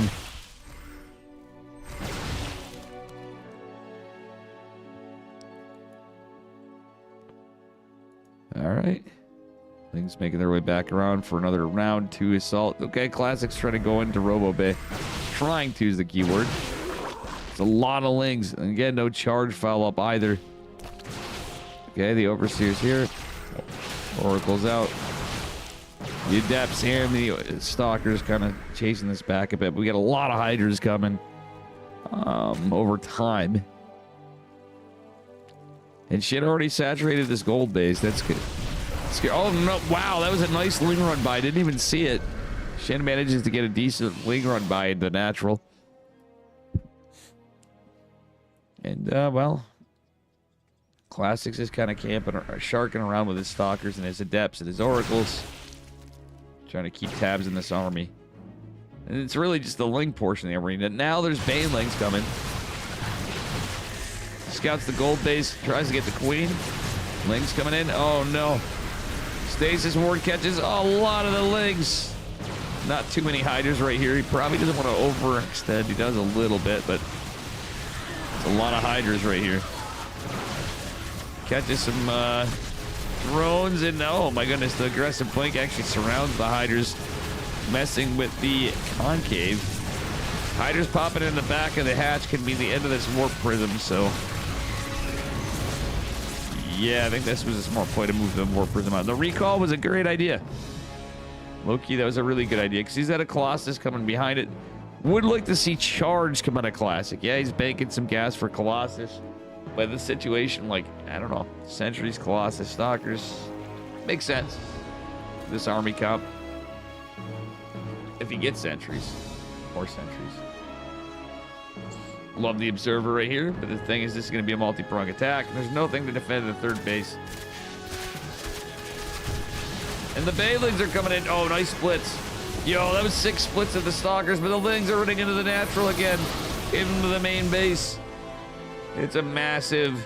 Oh my god, into the natural again. Yikes, and that is an Artosis pylon power in this. Well, actually, yeah, so many workers lost. Can Classic come back? He's got a decent army supply, but luckily Shin's got an odd layer attack in this kind of case, so there is a world where he can actually get something done, but the clock's kind of ticking because his economy's so low. We might get a game 5 earlier on this. There's no charge. There's not enough workers. With enough Colossi, with enough sentries, if that Warp Prism stays alive, maybe. Do we have an Observer still? Oh, but guess what? 200 IQ. What does Shin build again? Aspire. 200 IQ plays from our Zerg player. He says, you know what?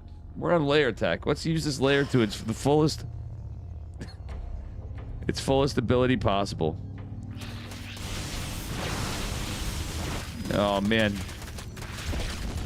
Classic. I just built these probes. You kill them all once. Slow Zealots coming in. Probes trying to make it in, but look at that micro from Shin on this. That's pretty wild. There's a lot of sentries. The Observer's gonna be helpful here. Everything. Yeah, this third base is done. Well, Shin realizing he needs to get all the army together, but here come the Banelings. Oh, decent force fields. Do we get more? I don't think he has enough. Yeah, he literally just doesn't have enough. Well, actually, the Banelings go for the sentry. GG. Shin, looking like he's on his way to a reverse sweep. We're on game 5, ladies and gentlemen. This is it. Shin bringing it back. He was down 2-0, and now he's coming in with some cheeky plays. A little bit of that was some mistakes from Classic. Losing that Oracle earlier on and almost losing the second very early in the game was definitely not working well for him. TBH.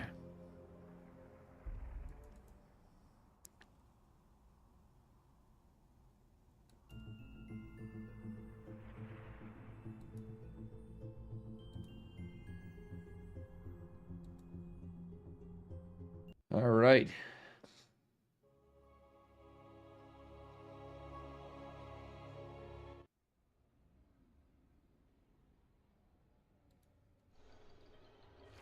All right, ladies and gentlemen, boys and girls, we are on our match point of the finals of the 83rd Korean Starcraft League Weekly.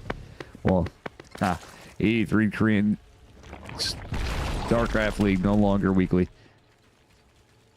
We got Shin. We're on Winter Madness. It's up to the RNG, the powers of RNG, and a little bit of play and luck on all things combined. And his opponent, Classic, wrapping it up here, closing it down. Use those Matcherino codes. I'm going to say it again. ! Matcherino. And consider becoming a patron of the Korean Starcraft League. Patreon.com/Korean Starcraft League. I don't even have our branding there. I got OSC tomorrow at 5 p.m. Eastern. We're doing the Masters Cup playoffs. Should be cool.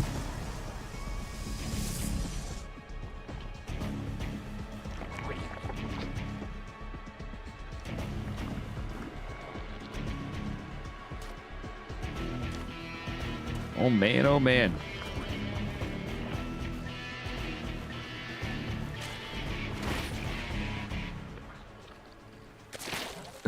Shin is right on top of him this time with his drone. And anything can happen in this series. And I'm not surprised. Shin's always a bit of a wild card. He's a pretty good Zerg player, but he's a bit of a trickster, too.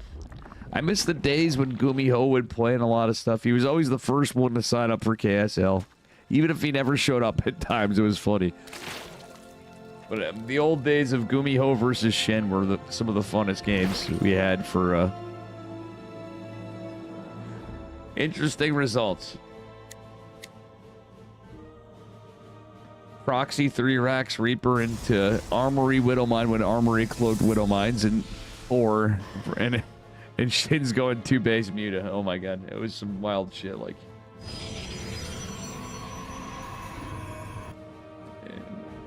lots of crazy shit between those two. But anyway, this is a pretty good one.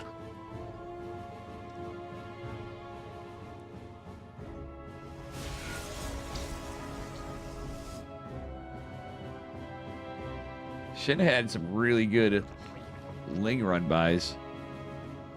But really, for a lot of this, though, Classic was just playing so clean. Other than some of the Oracle stuff, he was, for the most part of the series, he was just playing clean, reading everything, great defense, etc. But Shin is showing many different strategies. Let's see here.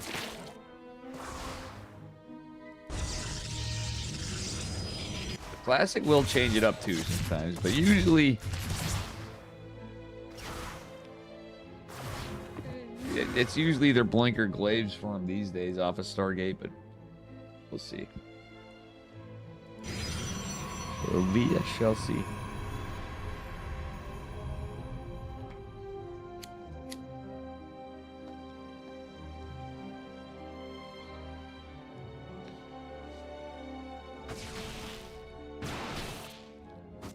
Redlings are going out to chase down the Stalker. There's an Adept guarding it. Oh, well, it was guarding it. The Oracle, the Adept. Yeah, this is definitely going to be defensible. Yeah, nice moves by Classic. No, he's not getting damage on the other side of the map, but honestly, he's gotten more done just doing that. Then he's throwing his Oracle's way like in some of the games. Alright, Ling's coming back, but there are 2 Adepts somewhat in position, getting ready to chase this down. Like that patrol path, 1 Ling. Whoa, that's a decent amount of Zerglings coming out. We got Evo Chamber coming down, more Zerglings. Classic, he wasn't paying attention. He could have got a stray drone. Instead, he's just trying to be cautious here.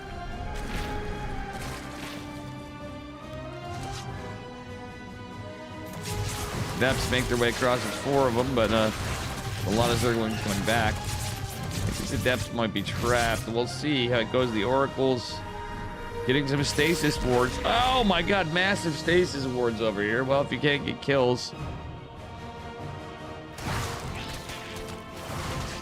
Oh, Classic finding some value. He's like, you ain't taking me out this easy, son.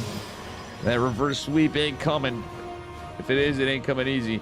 Classic going charge, actually, but Shin is so good at reading that time to go for Aspire.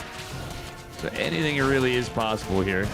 Oracle making its way back. That Stalker's getting low on HP. We'll see what happens here. Okay. Mortal Archon charge lot? Or is he just going charge lot Archon? Actually, wouldn't hate it either. Alright, layers on its way. It's probably going to be Hydras with that 4th base, etc., and all the Lings.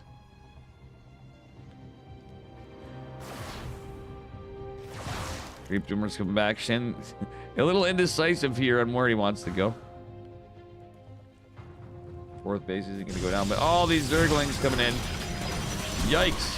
Steel battery coming in, going to buy a little bit of time for our Protoss.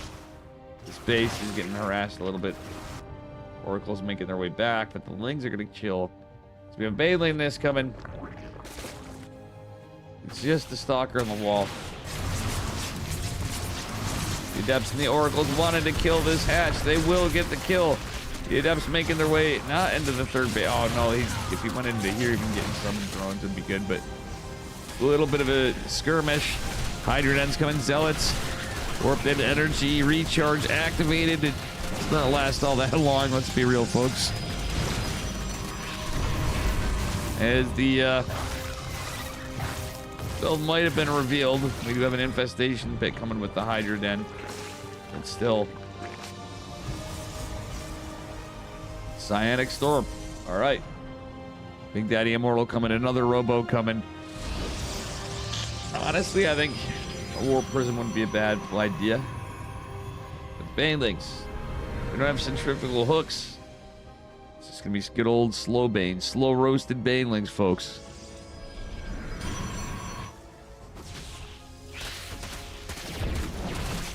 Just like Mama used to make.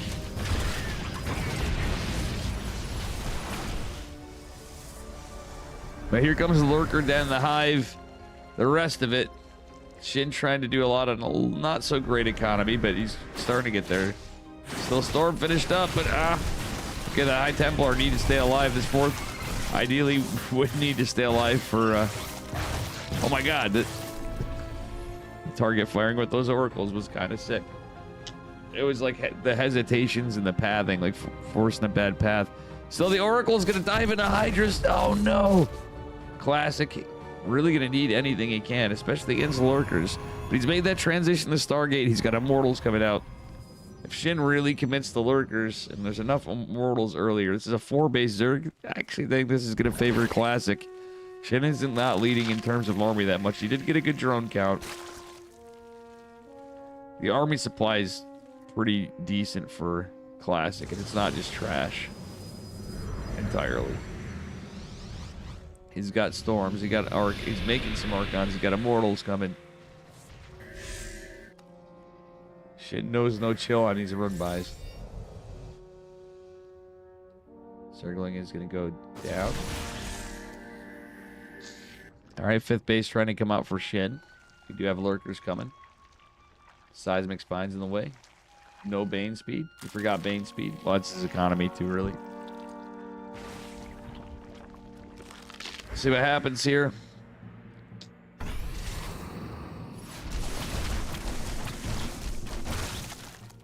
Well, slow Banes are still Banes, and Storm injures these Zerglings almost as much as Zealots are almost as injured as much as them.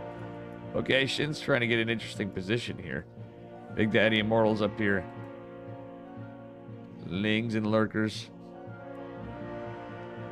are coming. We do have just the Oracles for detection, and the Lurkers are here. Everything's at a position. The Photon Cannon will reveal a bit for a second. The Immortals are not out yet.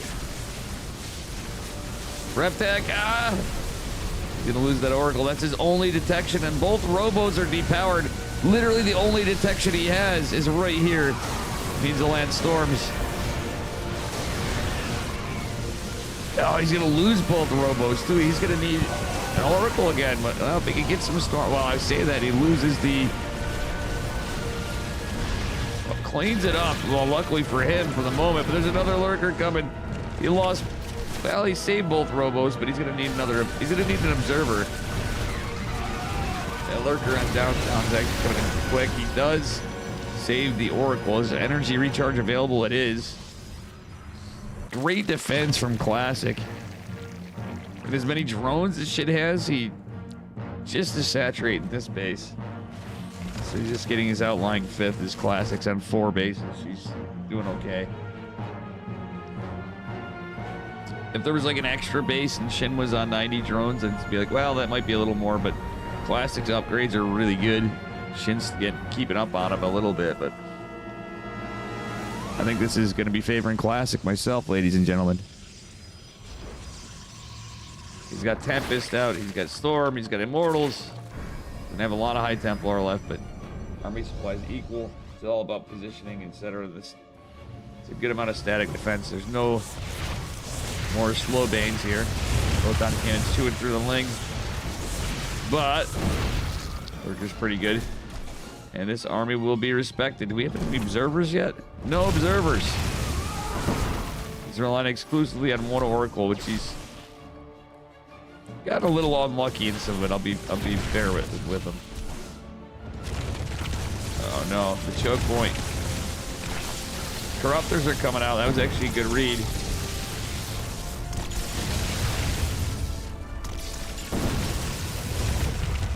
And now we got 2 observers coming. Ling run by attempted again. Some immortals might go into the wall if he sees this. Yep, he does. Beautiful catch. A classic. You don't usually want to send immortal. Oh no, he's not gonna. Okay, he does cancel it.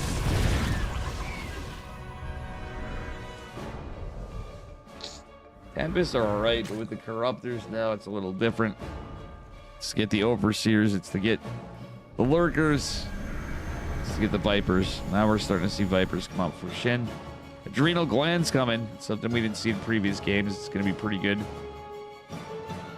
As we do have flyer attacks as well for the corruptors. Yikes. No air upgrades for Protoss. No tectonic destabilizers to kill the spores.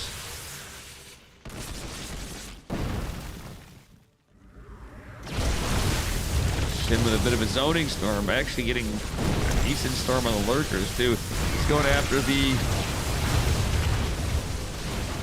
crux of it. These Archons actually protected. It's not a lot of Archons, but it's enough where it needs to be respected. Oh my god. The storm's coming in clutch. I mean, it's not really... It obviously takes like an eternity, a short eternity to kill everything. Let's be honest with the new storm. But,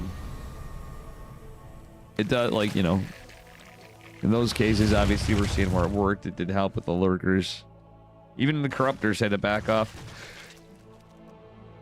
Oh no, the Tempest.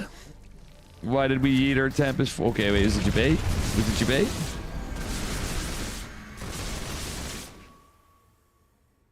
Tempest?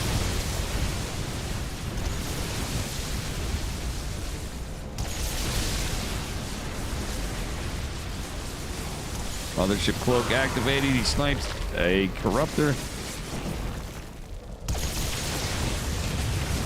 Oh, this... High ground, low ground. One of the lurkers just disappears. Crazy game.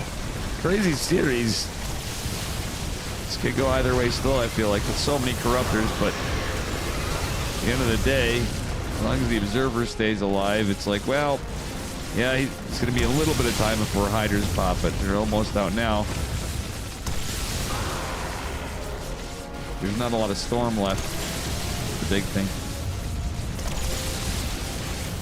Oh no, dude, you gotta use your observer. Zelda run by attempted to go in, but there's a lot of static here from Shin. Oh my god, the Archons getting some big hits here, actually. All the Tempest gonna start, most of the Tempest gonna fall, but the Archon zoning is back. The Hydras fighting into the Immortals it's enough Hydras where it's kind of scary. Zealots, go fight. Classic. Trying to defend, but he needs to attack. That's just Corruptors. It's the wrong thing. Yeah, it's 2 spines and a queen. Reinforcements gonna maybe take care of it, but that's a lot of Zealots. It's a lot of reinforcements too, but 10 drones falling, probes falling as well though. Everything cut out of position. He loses the Oracle, rather. Still has an Observer. His base is gonna fall for Classic. The Zealots still chiseling at this economy of Shin, but Shin's got so many more workers. Holy smokes, this could go either way still. Shin has a base at the bottom, he's rich. Classic did take the other base though, and he still has all of his tech, etc. The Tempests are kind of important here. More Corruptors being built, as we do have flyer attacks +2. Finishing up. Big thing for Classic is keeping these probes alive. I did move them in position, but still GG. Classic takes it. Shin just lost too much army. How you doing, Hype Pimplar? Yeah, that was the end of the Korean Starcraft League. I did it all in one stream. I gotta get replays the Chicken Man, so bear with me a second. How you doing, buddy? Classic takes it. Congrats.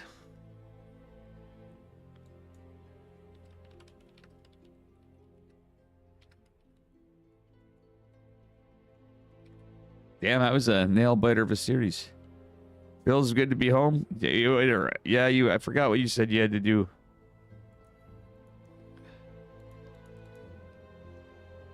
fisherman, but unfortunately, I'm going to call it. It's been over 9 hours here. Holy shit, it's been a...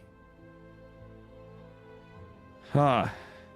Luckily, I didn't have to go to the office. I'm out there, Jerry. Yo, thank you for the 500 biddies, Hot Bimblar. Hope you're doing good, man. Fuck, I hate this. Not this. Sorry, I really appreciate that a lot, honestly.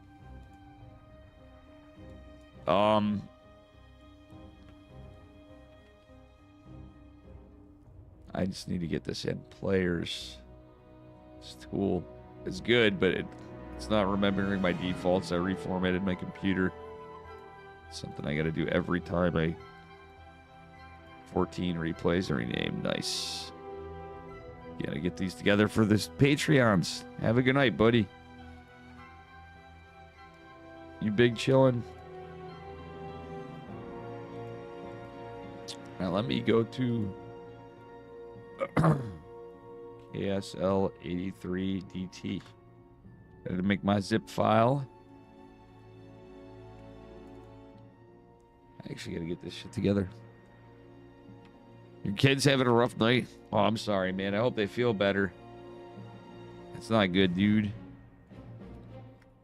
All right. I'm going to go raid out. Say you're taking care of the kids tonight. Nothing wrong with that. I am actually going to go get some sleep. ADHD and autism. Oh, shit. That sucks, man. That's rough. But, yeah, a shout out to Hi Pimplar. We are going to go and raid out.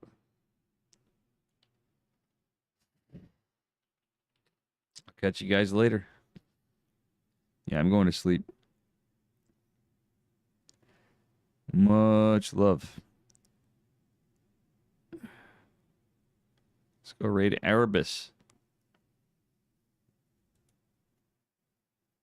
Peace.